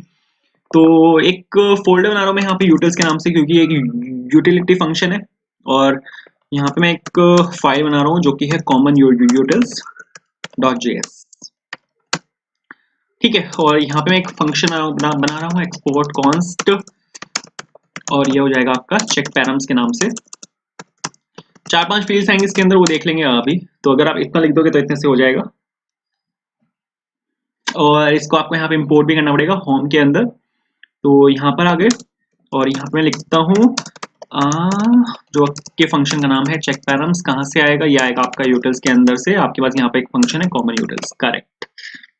तो इतने से हो जाएगा, ठीक है। अब मेरे को यहाँ पे चेक पैरम्स पे काम करना है। अगर वहां से सपोज फॉल्स रिटर्न होता है कि आपके पैरम्स जो है वो फेल कर गए और फॉल्स है, तो ही ये वाला जो स्टेटमेंट है एग्जीक्यूट होगी। तो इस केस में मेरे को यहाँ पे चेक पैरम्स जो है उसके सामने एक्सप्लेनेशन मार्क लगाना पड़ेगा, ठीक है। तो इसको सेव कर लेते हैं, वापस आते हैं यहाँ पे अपने कॉमन यूटिल्स के अंदर। तो वहां से मैंने कुछ पैरामीटर्स भेजे थे, कुछ आर्ग्यूमेंट्स भेजे थे इस फंक्शन के अंदर। तो यहाँ पे सारे आर्ग्यूमेंट्स मेरे को चाहिए। तो एक काम करते हैं, यहाँ से कॉपी कर लेते हैं। इसको कॉपी किया मैंने यहाँ से, ठीक है। और यहाँ पे चेक पैरम्स के अंदर मैंने यहाँ पे इसको पास कर दिया, बढ़िया। सबसे पहले तो मेरे को यहाँ पे चेक करना है कि आपके पास आपका जो यहाँ पे फॉर्म डेटा है उसके अंदर जो यूआरएल है वो एम्प्टी नहीं होना चाहिए। अगर ये आपके यहाँ पे एम्प्टी है तो रिटर्न कर देंगे फॉल्स। इसी टाइम यहाँ पे रिटर्न फॉल्स हो जाएगा, ठीक है। उसके बाद अब मेरे को यहाँ पे एक और चीज चेक करनी है कि आपका जो यहाँ पे जेसन टेक्स्ट है उसमें जो टेक्स्ट पड़ा हुआ है वो क्या वो वैलिड जेसन है। तो यहाँ पे मेरे को एक फंक्शन कॉल करना पड़ेगा एक्सक्लेमेशन मार्क लगा के। यहाँ पे मैंने लिखा, अरे क्या हो गया, यहाँ पे मैंने लिखा सपोज चेक वैलिड और जेसन, ठीक है। और यहाँ पे मैंने लिखा जेसन टेक्स्ट के अंदर यहाँ पे मैंने पास किया। अगर ऐसा नहीं होता तो यहाँ पे मेरे को करना है रिटर्न फॉल्स, ठीक है। और तो इसके अलावा मेरे को कोई केस चेक नहीं करना। अगर यहाँ से सारे केसेस बाकी सारे पास हो जाते हैं, अगर ये दोनों केसेस पास हो जाते हैं तो मेरे को यहाँ पे करना है रिटर्न ट्रू कि पैरम्स जो है आपके बिल्कुल परफेक्ट है, कोई दिक्कत नहीं है। लेकिन यहाँ पे चेक वैलिड जेसन क्या चीज है, तो यहाँ पे मेरे को जो फंक्शन है चेक वैलिड जेसन यहाँ पे वो बनाना पड़ेगा। तो इसके ऊपर ही बना लेते हैं। और यहाँ पे आ गया टेक्स्ट आ गया यहाँ पे, और ये कैरो फंक्शन यहाँ पे बना लिया मैंने। अब जेसन अब एक टेक्स्ट आपका जेसन फॉर्मेट है या नहीं है ये कैसे चेक होता है। तो इसके लिए हमारे पास यहाँ पे एक रेजेक्स है, ठीक है। ये यहाँ पे एक रेजेक्स है, आप इसका यहाँ पे यूज कर सकते हो। तो इसको कॉपी कर लिया मैंने, ये आपको मिल जाएगा वीडियो डिस्क्रिप्शन में, वहां पर आपको गूगल ड्राइव का लिंक मिलेगा, आप उसके अंदर से इसको पिक कर सकते हो, ठीक है। तो एक सेकेंड इंडेंटेशन थोड़ी सी ठीक कर लेते हैं, बढ़िया। तो बिल्कुल सही है। अगर ये यहाँ पे अगर ट्रू होता है तो मतलब आपका ये यहाँ से रिटर्न कर देगा ट्रू, ठीक है, बढ़िया। एक सेकेंड थोड़ी सी इंडेंटेशन, बढ़िया, ठीक है। बट अगर ये वैलिड जेसन अगर यहाँ पे नहीं है तो यहाँ से रिटर्न हो जाएगा आपका फॉल्स, ठीक है। तो आई होप ये चीज यहाँ पे क्लियर हुई होगी कि यहाँ पे हो क्या रहा है। तो चेक पैरम्स मैंने यहाँ पे चेक कर लिया, वैलिड जेसन मैंने यहाँ पे चेक किया, फॉर्म डेटा का यूआरएल एम्प्टी नहीं होना चाहिए, अगर है तो फॉल्स रिटर्न कर जाएगा। बट इस केस में मेरे को यहाँ पे एक स्नैक बार दिखाना पड़ेगा, मतलब एक टोस्ट दिखाना पड़ेगा मेरे को यहाँ पे कि उस पर लिखा हुआ आपका यूआरएल एम्प्टी है, यहाँ पे कोई एरर है, ऐसा कुछ मेरे को यहाँ पे दिखाना पड़ेगा, ठीक है। तो उसके लिए मेरे को यहाँ पे एक क्या बोलते हैं उसको, एक स्टेट लेनी पड़ेगी मेरे को यहाँ पे। तो यहाँ पे ले लेते हैं यूज स्टेट, और यहाँ पे यूज स्टेट लिया मैंने। और यहाँ पे आ जाते हैं, यहाँ पर मेरे को एक स्टेट बनानी है, ये होगी आपकी एरर के नाम से, और यहाँ पे आ जाएगा सेट एरर और यूज स्टेट। ये इनिशियली होगा आपके यहाँ पे फॉल्स, ठीक है। उसके बाद मेरे को यहाँ पे एक और स्टेट लेनी है एरर मैसेज के लिए, ठीक है। तो एरर मैसेज लिया मैंने यहाँ पे, और सेट एरर मैसेज और is equals to use state, और यहाँ पे आ जाएगा आपका ये, बढ़िया। तो ये जो सेट एरर मैसेज है इसको मेरे को यहाँ पे इसके अंदर पास करना है। सेट एरर मैसेज मैंने यहाँ पे पास कर दिया, कॉमन यूटिल्स में चलते हैं, और यहाँ पे आ जाएगा आपका ये सेट एरर मैसेज। अब अगर आपका यूआरएल नहीं है तो यहाँ पे आप डायरेक्टली लिख सकते हो सेट एरर मैसेज के अंदर जो आपका रिक्वेस्ट यूआरएल है, रिक्वेस्ट यूआरएल इज मिसिंग, बढ़िया। अगर आपका वैलिड जेसन नहीं है तो आप यहाँ पे सीधा मैसेज पुट करा सकते हो, ठीक है, कि टेक्स्ट इज नॉट वैलिड, और यहाँ पे आ जाएगा आपका जेसन, करेक्ट है। तो आई होप ये बिल्कुल परफेक्ट चलना चाहिए। वापस आते हैं अपने यहाँ पे होम कंपोनेंट के अंदर। मेरे को यहाँ पे एक टोस्ट भी दिखाना है। टोस्ट एक स्नैक बार होता है, ठीक है, MUI मटेरियल यूआई का कंपोनेंट है हमारे पास। ये स्नैक बार दिखाता हूँ, देखो क्या होता है। तो यहाँ पे MUI लिखा मैंने, और गेट स्टार्टेड पे क्लिक करते हैं, सर्च बार आ जाएगा, यहाँ पे सीधा सर्च ही कर लेते हैं। तो यहाँ पे मैंने लिखा था वो स्नैक बार, ये हमारे पास यहाँ पे स्नैक बार्स होते हैं। दिखा दो, देखो स्नैक बार्स क्या होते हैं। अगर सपोज मैंने यहाँ पे क्लिक किया ओपन स्नैक बार पे, तो आप यहाँ पे देखो, यहाँ पे यहाँ पे आपके पास ये आया है नॉट आर्काइव्ड, अंडू क्रॉस करोगे क्रॉस हो जाएगा। ये हमारे पास यहाँ पे स्नैक बार होता है, तो इसको यहाँ से कॉपी कर लेते हैं। ठीक है, मेरे को यहाँ पे एक और कंपोनेंट बनाना पड़ेगा जो कि हमारे पास यहाँ पे स्नैक बार कंपोनेंट होगा। तो मैंने यहाँ पे स्नैक बार डॉट JSX लिखा। एक सेकंड, इसको स्पेलिंग थोड़ी ठीक कर लेते हैं। यहाँ पे बी कैपिटल करते हैं वरना वो एरर देगा, दिखाऊंगा क्यों एरर देगा अभी। तो यहाँ पे मैंने लिखा कॉन्स्ट और snack bar is equals to, तो यहाँ से रिटर्न कर देंगे अरे अपना स्नैक बार कंपोनेंट। ये यहाँ पे स्नैक बार है, इसकी स्पेलिंग भी स्नैक बार होती। अभी यहाँ पे बी स्मॉल है, ये बी कैपिटल है, डिफरेंट है। बट अगर यहाँ पे भी बी स्मॉल होता दोनों जगह तो वो एरर देता, क्योंकि दोनों कंपोनेंट्स की स्पेलिंग बिल्कुल सेम है। तो इस वजह से एक को मैंने स्मॉल भी लिया है और दूसरे को मैंने कैपिटल भी लिया है। तो ठीक है, और फिर यहाँ पे मैंने लिखा एक्सपोर्ट डिफॉल्ट, और यहाँ पे आज आपके पास आ जाएगा स्नैक बार। करेक्ट, इसको एक्सपोर्ट कर दिया मैंने, वापस आते हैं। और ठीक है, इसको एक्सपोर्ट कर दिया मैंने, वापस आते हैं। और यहाँ पे मेरे को इंपोर्ट करना पड़ेगा स्नैक बार को। यहाँ पे कर लेते हैं। तो यहाँ पे इंपोर्ट किया suppose snack bar from snack bar, बिल्कुल ठीक है। Snack bar from snack bar small capital B, snack bar is not defined snack bar. ठीक है, तो यहाँ पे क्या हुआ, स्नैक बार, अच्छा यहाँ पे स्नैक बार को मैंने इंपोर्ट नहीं किया। यहाँ पे आपको इंपोर्ट करना पड़ेगा स्नैक बार को। कहाँ से आएगा, सेम एड्रेस मटेरियल से आएगा। ठीक है, अभी बोल रहा है अनएक्सपेक्टेड यूज ऑफ ओपन, वो सब देख लेंगे। यहाँ पे मेरे को कुछ चीजें पास करनी है। आपको स्नैक बार तब दिखाना है जब आपका ये वाली इस एरर स्टेट जो है वो ट्रू रहेगी। ठीक है, तो आपको ये दिखाना है स्नैक बार। तो सबसे पहले तो मेरे को यहाँ पे ये चेक करना है कि एरर आपका ट्रू है या फॉल्स है। अगर ट्रू है सिर्फ उस केस में मेरे को यहाँ पे स्नैक बार दिखाना है। ठीक है, तो ये कुछ इस तरह से चलेगा। और इसके अंदर मेरे को कुछ स्टेट्स पास करनी पड़ेंगी। सबसे पहले तो मेरे को यहाँ पे एरर पास करना है, क्योंकि आप अगर यहाँ पे देखो तो मेरे पास यहाँ पे एक ओपन एक स्टेट है। जब ये यहाँ पे एरर होगी, मतलब जब एरर में जब ट्रू आएगा तभी ये स्नैक बार खुलेगा। तो मैंने सबसे पहले तो यहाँ पे एरर स्टेट ले ली। उसके बाद अब मेरे को यहाँ पे सेट एरर भी लेना पड़ेगा, क्योंकि मेरे को उस स्नैक बार को क्लोज भी करना है। मेरे पास सेट एरर ऊपर एक स्टेट है, आप यहाँ पे देखो मेरे पास यहाँ पे एक स्टेट है सेट एरर के नाम से। तो यहाँ पे मेरे को स्नैक बार को क्लोज करना है। तो यहाँ पे हैंडल क्लोज अपने पास एक फंक्शन है जो कि इस स्नैक बार को क्लोज करेगा। तो हैंडल क्लोज को यहाँ पे बना लेते हैं। तो हैंडल क्लोज यहाँ पे मैंने बनाया, और ये क्या करेगा, यहाँ पे मेरे पास पीछे से एक प्रॉप आ रहा है जो कि है सेट एरर। सेट एरर को अगर मैं यहाँ पे फॉल्स कर दूंगा तो ये जो अपना स्नैक बार है वो क्लोज हो जाएगा। तो यहाँ पे मैंने इसको फॉल्स कर दिया। तो ऑन क्लोज पे यहाँ पे हैंडल क्लोज कॉल हो जाएगा। और यहाँ पे मैसेज, क्या मैसेज अब मेरे को यहाँ पे दिखाना है। तो मेरे पास यहाँ पे सेट एरर मैसेज, इसके अंदर मैंने यहाँ पे अगर आपने देखा हो तो कॉमन यूटिल्स के अंदर सेट एरर मैसेज के अंदर मैंने यहाँ पे मैसेज डाले थे। तो यही सेम मैसेज जो है वो मेरे इसके अंदर पड़े हुए हैं। जो मेरा यहाँ पे सेट एरर मैसेज है, इसको मैंने यहाँ से कॉपी किया। नीचे आते हैं, मेरे को यहाँ पे इसको एज अ प्रॉप पास करना पड़ेगा। सेट एरर मैसेज नहीं सॉरी, सेट एरर मैसेज से तो मैंने मैसेजेस पुट कराए थे इस एरर मैसेज के अंदर। तो जो मैसेज है वो एक्चुअल में एरर मैसेज के अंदर पड़े हैं। तो यहाँ पे मेरे को एरर मैसेज को मैंने यहाँ पे पुट कराया, एज अ प्रॉप में पास किया। ठीक है, और यहाँ पे मेरे पास एरर मैसेज आ गया। और इसकी जगह नॉट आर्काइव्ड की जगह यहाँ पे मेरे को एरर मैसेज डालना है। ठीक है, अब ये बोल रहे हो एक्शन क्या चीज है। एक्शन की हमें जरूरत नहीं है। ठीक है, एक्शन आप छोड़ भी दोगे तो भी चलेगा, कोई दिक्कत नहीं है।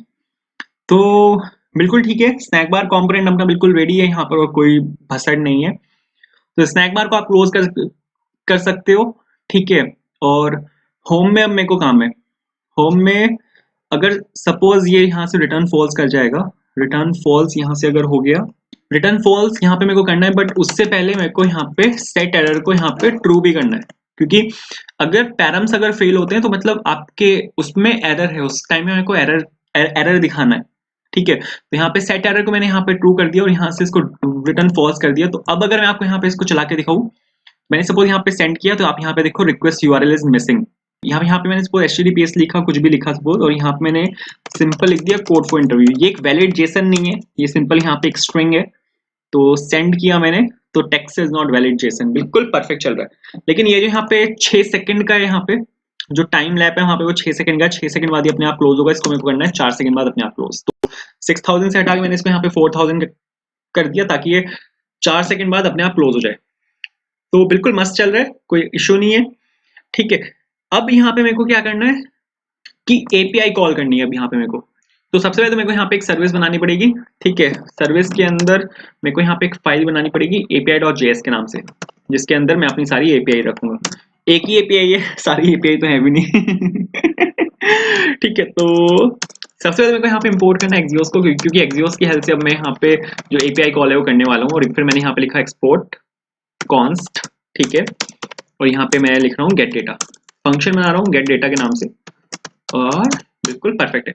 अब मेरे को एक्सियोस की हेल्प से यहाँ पे एपीआई को कॉल करना है, बट वैल्यूज भी तो भेजनी है मेरे को। वैल्यूज अब क्या क्या वैल्यूज भेजनी है मेरे को, सबसे पहले तो इसको इंपोर्ट कर लेते हैं। तो यहाँ पे आ जाएगा इंपोर्ट गेट डेटा फ्रॉम, कहाँ से आएगा, ये आएगा आपका सर्विस के अंदर से। यहाँ पे आपके पास एक फाइल है एपीआई के अंदर से, तो गेट डेटा आपने यहाँ से निकाल लिया, बहुत बढ़िया हुआ। ठीक है, उसके बाद आपको यहाँ पे गेट डेटा को आपको यहाँ पे कॉल करना है। अब जो एपीआई रिक्वेस्ट होती है अपनी सारी, वो एक असिंक्रोनस रिक्वेस्ट होती हैं। ठीक है, हमारी जितनी भी एपीआई रिक्वेस्ट होती हैं वो एक असिंक्रोनस रिक्वेस्ट होती हैं, तो हमें को यहाँ पे अवेट लगाना पड़ेगा। ये 6 के जो कॉन्सेप्ट्स हैं मैं यहाँ पे उनका यूज कर रहा हूँ, जो असिंक अवेट कॉन्सेप्ट्स हैं। अवेट जो चलता है वो हमेशा असिंक फंक्शन के अंदर चलता है, तो आपको यहाँ पे असिंक लगाना पड़ेगा। ठीक है, तो गेट डेटा आपके पास यहाँ पर आ चुका है, लेकिन गेट डेटा के अंदर आपको जो डेटा है उसको भी भेजना पड़ेगा। तो मैंने यहाँ पे भेजा form data, Jason text, params data और हेडर डेटा, ये सब मैंने यहाँ पर भेजा, बिल्कुल परफेक्ट है। ठीक है, और मेरे पास एक रिस्पॉन्स भी आएगा, तो उसको ले लेते हैं यहाँ पे, और response is equals to this.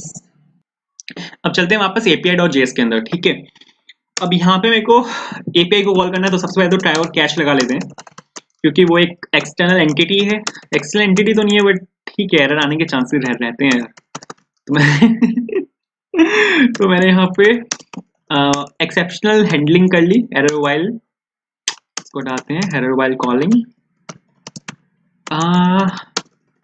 Gate data API. ठीक है, क्या एरर है उसको भी प्रिंट करा लेते हैं, और यहाँ से रिटर्न कर रहा हूँ मैं फॉल्स। ठीक है, एंड फॉल्स रिटर्न करते हैं, यहाँ से एरर रिटर्न कर देते हैं। ठीक है, अब यहाँ पे मेरे को एपीआई कॉल करनी है एक्सियोस की हेल्प से।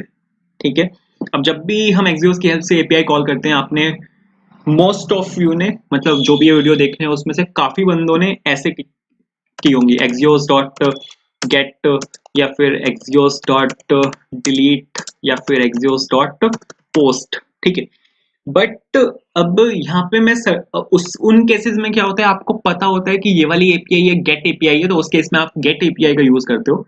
आपको पता होता है कि ये वाली एपीआई एक पोस्ट एपीआई है, तो आप वहां पे पोस्ट एपीआई का यूज करते हो। बट जब मैं इस वाली एपीआई को कॉल कर रहा हूँ, तो ये अनसर्टेन है, यहाँ से मेरे पास पोस्ट भी आ सकता है, गेट भी आ सकता है, कुछ भी आ सकता है। तो यहाँ पे हम ये वाले मेथड का यूज नहीं करेंगे। हमारे पास एक्सियोस की हेल्प से एपीआई कॉल करने का एक और मेथड होता है, जिसमें हम एक एक्सियोस एक फंक्शन की तरह यूज करते हैं, और इसके अंदर हम एक ऑब्जेक्ट को पास करते हैं। Got the point? ठीक है, अब एक असिंक्रोनस रिक्वेस्ट है, तो यहाँ पे अवेट लगाना पड़ेगा मेरे को। अवेट चलता है असिंक फंक्शंस के साथ, तो यहाँ पे असिंक भी लगाना पड़ेगा, और यहाँ से मेरे को डेटा को रिटर्न भी करना पड़ेगा। ठीक है, तो आई होप यहाँ तक आपको क्लियर होगा शायद। ठीक है, अब इसके बाद मेरे को अब यहाँ पे क्या करना है, जो मेरे पास डेटा आ रहा है मेरे को वो निकालना है। सबसे पहले तो मेरे पास आ रहा है यहाँ पे फॉर्म डेटा, फिर आ रहा है मेरे पास यहाँ पे जेसन टेक्स्ट। ठीक है, फिर आ रहा है मेरे पास यहाँ पे पैरम डेटा, और फिर आ रहा है मेरे पास यहाँ पे हेडर डेटा। तो आई होप ये सब कुछ यहाँ पे आपको क्लियर होगा। अब किस टाइप की एपीआई है, वो एक पोस्ट एपीआई है, वो एक गेट एपीआई है, मेरे को यहाँ पे ये निकालना है। तो यहाँ पे मैंने लिखा कौन एपीआई टाइप, किस टाइप की एपीआई है, वो डेटा है मेरे पास यहाँ पे फॉर्म डेटा के अंदर। और फॉर्म डेटा एक ऑब्जेक्ट है जिसके अंदर टाइप एक फील्ड है और टू लोअर केस, क्योंकि यहाँ से क्या रिटर्न होगा, यहाँ से पोस्ट रिटर्न होगा या गेट रिटर्न होगा, और वो अपर केस में होगा, बट मेरे को यहाँ पे इसको लोअर केस में चाहिए। तो एपीआई टाइप मैंने यहाँ पे लिखा। हमारे पास यहाँ पे एक फील्ड होती है जो कि होता है मेथड। ठीक है, कि वो एक गेट एपीआई है, पोस्ट एपीआई, कौन सा मेथड है वो, तो वहां पे मैं डाल दूंगा सीधा एपीआई टाइप।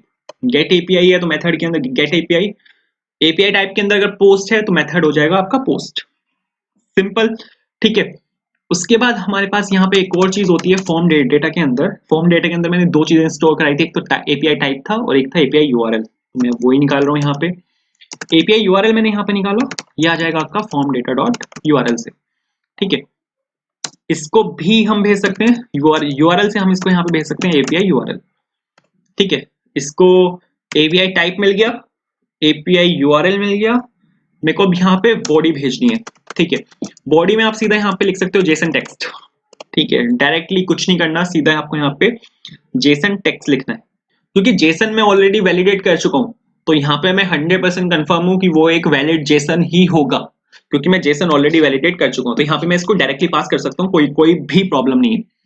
अब आते हैं पैरम डेटा और हेडर डेटा पे। यहाँ भसड़ है, यहाँ क्या भसड़ है दिखाता हूँ। देखो, सबसे पहले तो मेरे को यहाँ पे एपीआई हेडर्स लिखने पड़ेंगे। आपके पास यहाँ पे एपीआई हेडर्स हैं, फिर मेरे पास यहाँ पे है कॉन्स एपीआई, और आपके पास यहाँ पे है पैरम्स। हेडर्स हैं, पैरम्स हैं, एक फंक्शन कॉल करना पड़ेगा मेरे को यहाँ पे दिखाता हूँ ये क्या भसड़ है यहाँ पे ठीक है, तो यहाँ पे मैंने सपोज हेडर डेटा पास कर दिया, सेम फंक्शन कॉल कर रहा हूँ मैं, गेट हेडर एंड पैरम्स, और यहाँ पे मैं पास कर रहा हूँ पैरम डेटा। ठीक है, ये फंक्शन मेरे को बनाना पड़ेगा। ये फंक्शन ले लेते हैं कॉमन यूटिल्स के अंदर। अभी बता रहा हूँ, देखो ये फंक्शन क्यों बनाना है, मेरे को क्या जरूरत आन पड़ी इस फंक्शन की। कहाँ बनाना है ये फंक्शन मेरे को? ये बनाना है फंक्शन मेरे को यूटिल्स के अंदर। यूटिल्स के अंदर हमारे पास यहाँ पे फाइल है कॉमन यूटिल्स के नाम से।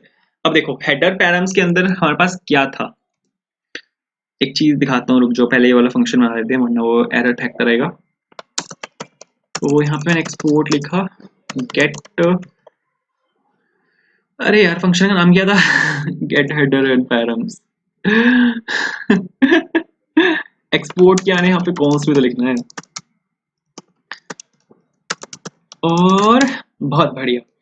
ठीक है, तो ये तो बिल्कुल करेक्ट आया है, यहाँ पे तो कोई इशू नहीं है। ठीक है, और ये एक एरे ऑफ ऑब्जेक्ट आएगा, जो हेडर्स और पैरम्स है वो एक एरे ऑफ ऑब्जेक्ट है। दिखाता हूँ, देखो क्या भाषा है यहाँ पे, इसको प्रिंट ही करा लेते हैं तो आपको शायद क्लियर हो जाएगा। ठीक है, वापस आते हैं, रिफ्रेश कर लेते हैं इसको, और इसको यहाँ पे कंसोल खोल लेते हैं। तो यहाँ पे अगर सपोज इसको चेक किया मैंने, यहाँ पे लिखा हेलो और यहाँ पे लिखा हाय। ओ, यहाँ पर एक भसड़ है, यहाँ पे अगर आप देखो तो ये सेम ऑब्जेक्ट है, बट यहाँ पे 2 बार ये पुश हुआ है। एक चेंज करना पड़ेगा यार, ये मैंने ध्यान नहीं दिया। यहाँ पे अगर आप देखो तो ये सेम ऑब्जेक्ट है, बट यहाँ पे एरे के अंदर 2 ऑब्जेक्ट्स पुश हुए हैं। एक चेंज करना पड़ेगा आपको जाना है एड रो के अंदर जाना है, हाँ एड रो के अंदर जाना है, और यहाँ पर आपको आईडी डालनी है, रो आईडी, कि एक पर्टिकुलर आईडी पे वो डेटा को पुश करेगा। आईडी डालनी है आपको यहाँ पे, रो आईडी दोनों जगह। अब चला के देखते हैं, अब चलना चाहिए। तो इसको मैंने पुश कर दिया यहाँ पे मैंने सपोज हेलो लिखा, हाँ अब चल रहा है ना। यहाँ पे हाई लिखा, इसको पुश किया, यहाँ पे हेलो लिखा, हाँ बिल्कुल परफेक्ट चल रहा है, बिल्कुल करेक्ट है। तो ठीक है, तो यहाँ पे देखो भसड़ क्या है। ठीक है, अगर सपोज यहाँ पे भी मैं हाई लिख देता हूँ, और इसको 1 सेकंड कैंसिल मारते हैं, यहाँ मैंने सेंड पे क्लिक किया, रिक्वेस्ट यूआरएल इज मिसिंग, अरे भाई। ठीक है, यहाँ पे अगर सपोज मैंने यहाँ पे सेंड पे क्लिक किया, तो आप अगर यहाँ पे देखो ना, तो यहाँ पे मेरे पास 3 ये चीजें आई हैं। यहाँ पे मेरे पास 3 एरे ऑफ ऑब्जेक्ट्स आए हैं, बट मेरे को सिर्फ वही वैल्यूज को पिक करना है जिसमें जो चेक है, ये जो चेक है ना यहाँ पे, ये जो चेक की है इसकी वैल्यू ट्रू हो। मतलब जिन केसेस में ये चेक बॉक्स चेक्ड है, मेरे को सिर्फ वही वैल्यूज पिक करनी है। और जब हम हेडर्स भेजते हैं तो ये फॉर्मेट नहीं होता, जब आप हेडर भेजते हैं तो ये फॉर्मेट नहीं होता, तो मैं डायरेक्टली ये ऑब्जेक्ट पास नहीं कर सकता। हम जब हेडर भेजते हैं ना, तो जो फॉर्मेट हम फॉलो करते हैं वो ये वाला फॉर्मेट होता है। जैसे सपोज यहाँ पे की में मैंने लिखा कंटेंट टाइप लिखा, सपोज मैंने यहाँ पे की में, तो यहाँ पे मैंने लिखा सपोज एप्लीकेशन जेसन। तो अभी अगर आप यहाँ पे देखोगे ना, तो यहाँ पे जो ऑब्जेक्ट आएगा उसमें जो की है, की यहाँ पे की है और वैल्यू उसकी कंटेंट टाइप है। यहाँ पे की है वैल्यू, और जो वैल्यू है उसकी वो एप्लीकेशन जेसन है। ठीक है, बट हम जब हेडर्स भेजते हैं ऐसे नहीं भेजते, हम भेजते हैं ऐसे, एक ऑब्जेक्ट की कंटेंट टाइप होता है और उसकी वैल्यू होती है आपके पास यहाँ पे एप्लीकेशन स्लैश जेसन, इस तरह से भेजते हैं हम। जो ये की होती है और ये यहाँ पे वैल्यू होती है, तो इस फॉर्मेट में मेरे को वैल्यू भेजनी है, तो इसी वजह से मेरे को वहाँ पे वाला फंक्शन बनाना पड़ा। ठीक है, तो वापस आते हैं कॉमन यूटिल्स में। आई होप क्लियर होगा कि ये वाला फंक्शन मेरे को क्यों बनाना पड़ा। तो यहाँ पे लिखा let obj is equals to, और ये एक एम्प्टी एरे लिया मैंने यहाँ पे, obj arr को मेरे को यहाँ पे लूप करना पड़ेगा, फॉर ईच से लूप कर लेते हैं। ठीक है, और यहाँ पे एक मेरे पास एक ऑब्जेक्ट आ जाएगा, तो मैंने इसको सपोज डेटा ले लिया। अगर data dot has on property, अब अगर आपको किसी ऑब्जेक्ट के अंदर ये चेक करना है कि उसके अंदर एक पर्टिकुलर की है या नहीं है, तो आप हैज ऑन प्रॉपर्टी का यहाँ पे यूज कर सकते हो। जैसे यहाँ पे मेरे को चेक करना है कि यहाँ पे ये प्रॉपर्टी एग्जिस्ट करती है या नहीं करती। अब यहाँ पे आप देखो, अगर ये प्रॉपर्टी अगर ट्रू है तो ही यहाँ पे एग्जिस्ट करेगी, बट अगर इस चेकबॉक्स को मैंने चेक ही नहीं किया तो यहाँ पे चेक तो यहाँ पे ऑलरेडी फॉल्स है, चेक तो यहाँ पे है ही नहीं इस वाले ऑब्जेक्ट में। तो इस वजह से यहाँ पे हैज ऑन प्रॉपर्टी का यूज करना पड़ा। और यहाँ पे मैं सबसे पहले तो चेक करूंगा कि जो ये है, जो जो की है वो एग्जिस्ट करती है या नहीं करती। दूसरी चीज, डेटा जो डॉट चेक आपका यहाँ पे ट्रू होना चाहिए। अगर ऐसा कुछ है तो ही मैं ऑब्जेक्ट बनाऊंगा यहाँ पे, तो ही मेरे को यहाँ पे ऑब्जेक्ट के अंदर जो अपना यहाँ पे ऑब्जेक्ट है, ठीक है, ये रखना है। और दूसरी चीज मेरे को यहाँ पे डेटा डॉट की, अब मेरे को उसी फॉर्मेट में, जिस फॉर्मेट में मैंने आपको बताया था, डेटा डॉट की मैंने लिया और यहाँ पे मैंने लिया डेटा डॉट वैल्यू। तो अगर आप इतना कर दोगे तो इतने से हो जाएगा। वापस आते हैं और यहाँ पे मेरे को करना है रिटर्न ऑब्जेक्ट। अरे क्या हो रहा है, ठीक है, इतने से हो जाएगा। वापस आते हैं अपने एपीआई में। तो यहाँ पे हेडर्स के अंदर मेरे को यहाँ पे भेजने हैं एपीआई हेडर्स, ठीक है। फिर आ जाएगा अपना यहाँ पे पैरम्स के अंदर मेरे को भेजने हैं एपीआई पैरम्स। तो अगर आप इतना लिख दोगे तो इतने से हो जाएगा। चला के दिखाता हूँ, देखो बिल्कुल परफेक्ट चलना चाहिए। ठीक है, नेटवर्क टैब में जाते हैं और इसको करते हैं कैंसिल। फेच XHR है, बिल्कुल परफेक्ट है। रिफ्रेश कर लेते हैं। तो रिफ्रेश किया मैंने, यहाँ पे गेट एपीआई है। कौन सी एपीआई है? यही वाली कर रहा हूँ मैं यहाँ पे, जेसन प्लेसहोल्डर डॉट टाइपको डॉट कॉम। टू डूज का फर्स्ट एलिमेंट निकाल रहा हूँ। सेंड किया तो आप यहाँ पे देखो, यहाँ पे 1 आया और स्टेटस कोड आपका यहाँ पे 200 है। प्रीव्यू करूंगा तो आपके पास यहाँ पे जो डेटा है वो भी आ चुका है। सपोज हेडर्स में कुछ लिखता हूँ। हेडर्स में मैंने लिखा यहाँ पे कंटेंट टाइप और एप्लीकेशन जेसन, ठीक है। और दूसरा मैं यहाँ पे लिख रहा हूँ चेकसम। चेकसम लिखा मैंने यहाँ पे 1 2 3 4 5 6 7 8 9 0 1 2 3 कुछ भी दिया मैंने यहाँ पे, ठीक है। इसके बाद एक और फील्ड यहाँ पे ले लेते हैं। चेकसम हो गया, क्लाइंट आईडी ले लेते हैं। तो यहाँ पे क्लाइंट आईडी ली मैंने और कुछ भी ले रहा हूँ, ठीक है, परफेक्ट। सेंड किया तो आपको यहाँ पे मैं हेडर्स दिखाना चाहता हूँ। रिस्पॉन्स तो बिल्कुल परफेक्टली आया है, ये रिस्पॉन्स हेडर्स हैं। नीचे चलते हैं तो यहाँ पे रिक्वेस्ट हेडर्स आपको मिल जाएंगे, और जब आप रिक्वेस्ट हेडर्स देखोगे तो आपके पास यहाँ पे चेकसम मिलेगा, क्लाइंट आईडी आपको यहाँ पे मिलेगी और बिल्कुल परफेक्ट है। और एक्सेप्ट तो ऑलरेडी उसने एप्लीकेशन जेसन को किया हुआ है, तो कंटेंट आईडी वो दिखाएगा नहीं, कंटेंट टाइप वो दिखाएगा नहीं। बढ़िया, तो मस्त, बिल्कुल बढ़िया चल रहा है। बट अब रिस्पॉन्स भी तो दिखाना है मेरे को यहाँ पे, तो अब रिस्पॉन्स देख लेते हैं। ठीक है, तो वापस आते हैं और यहाँ पे होम पे गए। अब यहाँ पे एपीआई का रिस्पॉन्स आएगा मेरे पास, ठीक है। सबसे पहले मेरे को चेक करना है अगर आपका जो रिस्पॉन्स है वो आपका यहाँ पे एरर के इक्वल है, तो उस केस में मेरे को यहाँ पे क्या दिखाना है, जो एरर वाला टेम्पलेट है वो दिखाना है। यहाँ पे मेरे पास दो टेम्पलेट्स हैं, एक तो रिस्पॉन्स टेम्पलेट है, एक मेरे पास एरर वाला कंपोनेंट है। तो अगर यहाँ पे रिस्पॉन्स में आपके पास एरर आया है तो मेरे को यहाँ पे एरर वाला जो अपना कंपोनेंट है मेरे को यहाँ पे वो दिखाना है। तो एक काम करते हैं, एक यहाँ पे एक स्टेट ले लेते हैं। तो यहाँ पे स्टेट ली एरर रिस्पॉन्स के नाम से, और यहाँ पे आ जाएगा आपके पास सेट एरर रिस्पॉन्स और is equals to use state में इसको ले लेते हैं इनिशियली फॉल्स। अरे फॉल्स आ गया, बढ़िया। फिर मेरे को यहाँ पे एक और स्टेट चाहिए जिसमें मेरे को एपीआई के रिस्पॉन्स को भी स्टोर कराना है। तो एपीआई रिस्पॉन्स और सेट एपीआई रिस्पॉन्स, ये हो जाएगा आपका यूज स्टेट, और इसको ले लेते हैं इनिशियली एम्प्टी ऑब्जेक्ट। बढ़िया, तो अगर आपका ये एरर के इक्वल है, ठीक है, तो उस केस में आपको यहाँ पे क्या करना है, जो आपने वाला अरे भाई, सेट एरर रिस्पॉन्स को आपको यहाँ पे ट्रू कर देना है, बट और यहाँ से इस फंक्शन को रिटर्न कर जाना है, ठीक है कोई बात नहीं। बट अगर ये इसके एरर के इक्वल नहीं है तो आपको यहाँ पे सेट एपीआई रिस्पॉन्स के अंदर जो आपके रिस्पॉन्स आया है उसको पेस्ट करना है। रिस्पॉन्स हमेशा डेटा के अंदर आता है, तो आपको यहाँ पे डेटा के अंदर उसको पेस्ट कर देना है। तो ठीक है, इतने से हो जाएगा। उसके बाद आपको यहाँ पर आना है और आपको यहाँ पे पेस्ट करना है कि एरर रिस्पॉन्स अगर आपका यहाँ पे ट्रू है तो उस केस में आपको यहाँ पे दिखानी है एरर स्क्रीन।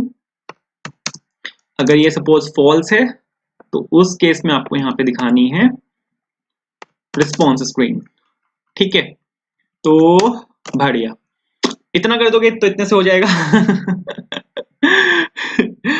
ठीक है, इनिशियली रिस्पॉन्स स्क्रीन वो दिखाएगा क्योंकि वो वहां पे फॉल्स है। बट अगर सपोज मैं यहाँ पे इसको सेंड कर देता हूँ तो यहाँ पे आप देखो, यहाँ पे 404 आ गया और यहाँ पे आपका एरर वाली स्क्रीन आ गई, ठीक है। रिस्पॉन्स आपका 404 आते ही एरर वाली स्क्रीन आ गई। फिर से दिखाता हूँ जिन बंदों ने नोटिस नहीं किया, पोस्ट एपीआई है और ये वाली जो मैं एपीआई हिट कर रहा हूँ ये गेट एपीआई है, बट इसको मैं as a post API hit कर रहा हूँ। जैसे मैं यहाँ पे सेंड पे क्लिक करूंगा, आप यहाँ पे देखो स्टेटस 404 आते ही यहाँ पे एरर आ गया। बट अगर मैं यहाँ पे हिट करता हूँ गेट एपीआई तो आप अगर देखोगे तो यहाँ पे इस टाइम पे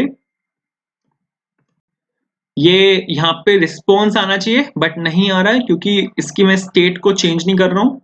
तो सेट एरर रिस्पॉन्स को मेरे को यहाँ पे फॉल्स करना पड़ेगा इस केस में, ठीक है।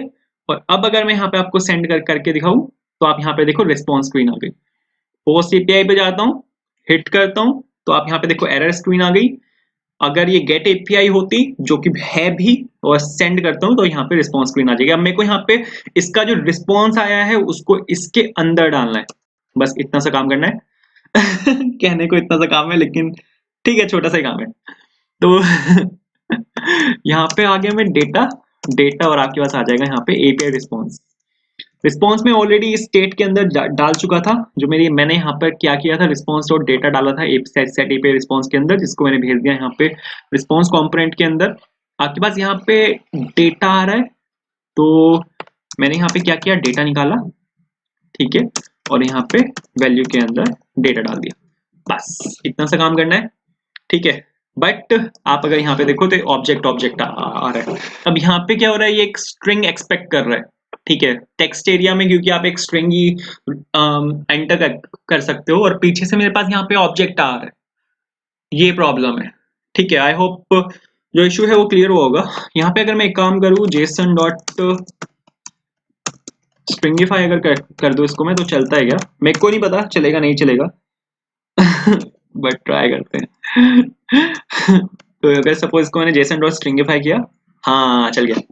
तो जैसे कि आप यहाँ पे देख भी सकते हो पीछे से वो एक ऑब्जेक्ट आ रहा था, बट मेरे को ऑब्जेक्ट नहीं चाहिए, मेरे को स्ट्रिंग चाहिए, क्योंकि एक टेक्स्ट एरिया के अंदर आप सिर्फ स्ट्रिंग ही एंटर कर सकते हो। तो जैसे मैंने यहाँ पे जेसन डॉट स्ट्रिंगिफाई लिखा इसको, ठीक है, मैंने एक ऑब्जेक्ट को स्ट्रिंग में कन्वर्ट किया, वैसे यहाँ पे वैल्यू आ गई। बट अगर आप यहाँ पे देखो तो जो वैल्यू आई है वो डिफरेंट है। डिफरेंस से मेरा मतलब है कि जब आप यहाँ पे हमारे पास जब रिस्पॉन्स आता है तो कुछ ऐसे आता है, मतलब यहाँ पे ओपनिंग कर्ली ब्रेस होता है, फिर नीचे क्लोजिंग कर्ली ब्रेस होता है, यहाँ पे नेक्स्ट लाइन आती है, फिर थोड़ा स्पेस आता है और फिर कुछ ऐसे आता है। बट यहाँ पे तो सब कुछ एक लाइन में है। तो इसको थोड़ा फॉर्मेट करना पड़ेगा, इसको मैन्युअली प्रिटी बनाना पड़ेगा।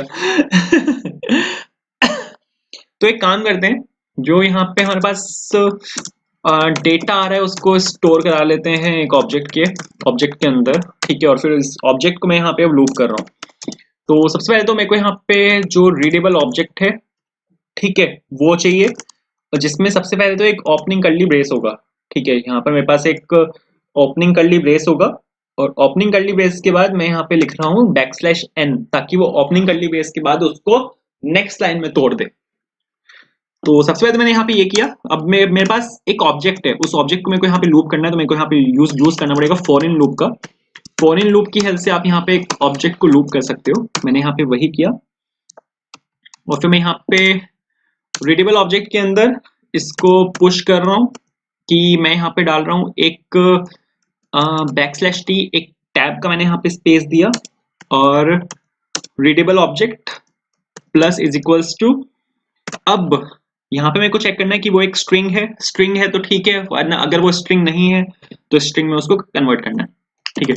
तो टाइप ऑफ की हेल्प से आप ये चीज चेक कर सकते हो। तो ऑब्जेक्ट की मैंने यहाँ पे चेक करी, अगर वो एक स्ट्रिंग के इक्वल है, अगर ये एक स्ट्रिंग के इक्वल है तो कुछ इस तरह से, और यहाँ पे मेरे को की डालनी है, और की के बाद मेरे को यहाँ पे, अरे भाई साहब, ऑब्जे, और यहाँ पे आ जाएगा की। ठीक है, चल रहा है क्या? की आ गया और ऑब्जे की आ गया, यहाँ पे उसकी की आ गई और यहाँ पे उसकी वैल्यू आ गई, बिल्कुल ठीक है। और यहाँ पे भी मेरे को सेम काम करना है, बट यहाँ पे इस बार मेरे को बिना स्ट्रिंगिफाई किए इसको यहाँ पे डालना है, ऑब्जे और की। ऑब्जे आ गया और यहाँ पे आ गया की आ गया, और यहाँ पे इसको आप क्लोज कर दोगे अगर, तो ये चलना चाहिए। और इसको यहाँ से यहाँ पे नहीं क्लोज करना, इसको वहां पे क्लोज करना है। बहुत बढ़िया, बहुत बढ़िया, बिल्कुल परफेक्ट है। उसके बाद फोर लूप के बाहर आ जाएंगे, मतलब जब आपका यहाँ पे ये पूरा हो जाए आपका, तो रीडेबल ऑब्जेक्ट और plus is equals to \n डालना मैंने यहाँ पे, और इसको क्लोज कर दिया। तो इतने से करते हैं, देखते हैं होता है क्या। सेंड किया फिर से, अरे यार तो होना चाहिए था, क्या हुआ इसको? ओ अच्छा, सॉरी, समझ गया। रीडेबल ऑब्जेक्ट को मेरे को यहाँ पे स्टोर कराना पड़ेगा। ये डेटा इसको हटाओ, स्ट्रिंगिफाई नहीं करना, स्ट्रिंगिफाई ऊपर कर रहा हूँ मैं, और यहाँ पे रीडेबल ऑब्जेक्ट मेरे को यहाँ पे स्टोर कराना पड़ेगा। तो अगर सपोज मैं यहाँ पे अगर इसको डालता हूँ, तो ये बोल रहा है नोट अ नंबर। तो गड़बड़ की हुई है मैंने, यहाँ पे इज इक्वल्स टू प्लस नहीं आएगा, प्लस इज इक्वल्स टू आएगा। हाँ अभी तो आया, बट गड़बड़ है। गड़बड़ ये है कि इसके बाद ये नेक्स्ट लाइन में ब्रेक होना चाहिए, नहीं हो रहा। ठीक है, इसको ब्रेक करते हैं। अगर, बट मेरे को ब्रेक करना है अगर वो एक लास्ट ऑब्जेक्ट नहीं है, तो मेरे को यहाँ पे चेक करना पड़ेगा ऑब्जेक्ट डॉट कीज। ठीक है, ऑब्जेक्ट डॉट की से मेरे को यहाँ पे ऑब्जेक्ट निकालना पड़ेगा, और जो लास्ट ऑब्जेक्ट है मेरे को यहाँ पे वो निकालना पड़ेगा। तो पॉप फंक्शन का यूज करोगे तो वो एक सबसे लास्ट ऑब्जेक्ट जो है आपको, वो आपको निकाल के दे देगा। अगर ये आपका की डॉट टू स्ट्रिंग से टू स्ट्रिंग के इक्वल नहीं है, मतलब वो एक लास्ट ऑब्जेक्ट अगर नहीं है, तो मेरे को यहाँ पे readable object plus is equals to \n डालना है कॉमा के साथ। बढ़िया, इतने से अगर होना चाहिए, इतने से परफेक्ट, बहुत बढ़िया। तो आप अगर देखो यहाँ पे, तो ये बिल्कुल परफेक्ट चल रहा है। तो ये था हमारे यहाँ पे पोस्टमैन क्लोन। बहुत भसड़ हुई है, आई नो, बहुत मेहनत लगी है, बट आखिरकार। तो अगर मैं यहाँ पे सपोज गेट एपीआई पे इसको JSON placeholder todos मैंने यहाँ पे लिखा, तो यहाँ पर ये आना चाहिए यूजर नेम 1, मैं यहाँ पे 2 कर देता हूँ टू डूज को, तो इस बार यूजर नेम 2 आना चाहिए, आईडी 2 और टाइटल चेंज हो गया, 3 करता हूँ तो आईडी यहाँ पे 3 आनी चाहिए, आईडी यहाँ पे 3 आ रही है। अगर 4 करता हूँ तो आईडी यहाँ पे 4 आनी चाहिए, आईडी यहाँ पे 4 आ रही है। और परफेक्टली आप अपने जो एपीआई है उनको यहाँ से टेस्ट कर सकते हो। आप यहाँ पे पैरम्स भेज सकते हो, हेडर्स भेज सकते हो, बॉडी भेज सकते हो, और आपके पास यहाँ पे रिस्पॉन्स भी आएगा बिल्कुल परफेक्टली। रिस्पॉन्स अगर सपोज नहीं आता तो आपके पास यहाँ पे एरर आएगा कुछ इस तरीके से। तो ये था हमारे यहाँ पे पोस्टमैन क्लोन। आई होप आपको पसंद आया होगा। अगर पसंद आया है तो वीडियो को लाइक करना, दोस्तों के साथ शेयर करना, चैनल को सब्सक्राइब करना, एंड आप हमें फॉलो कर सकते हैं इंस्टाग्राम टेलीग्राम पर। ठीक है, and thank you so much for watching this video. Have a good day.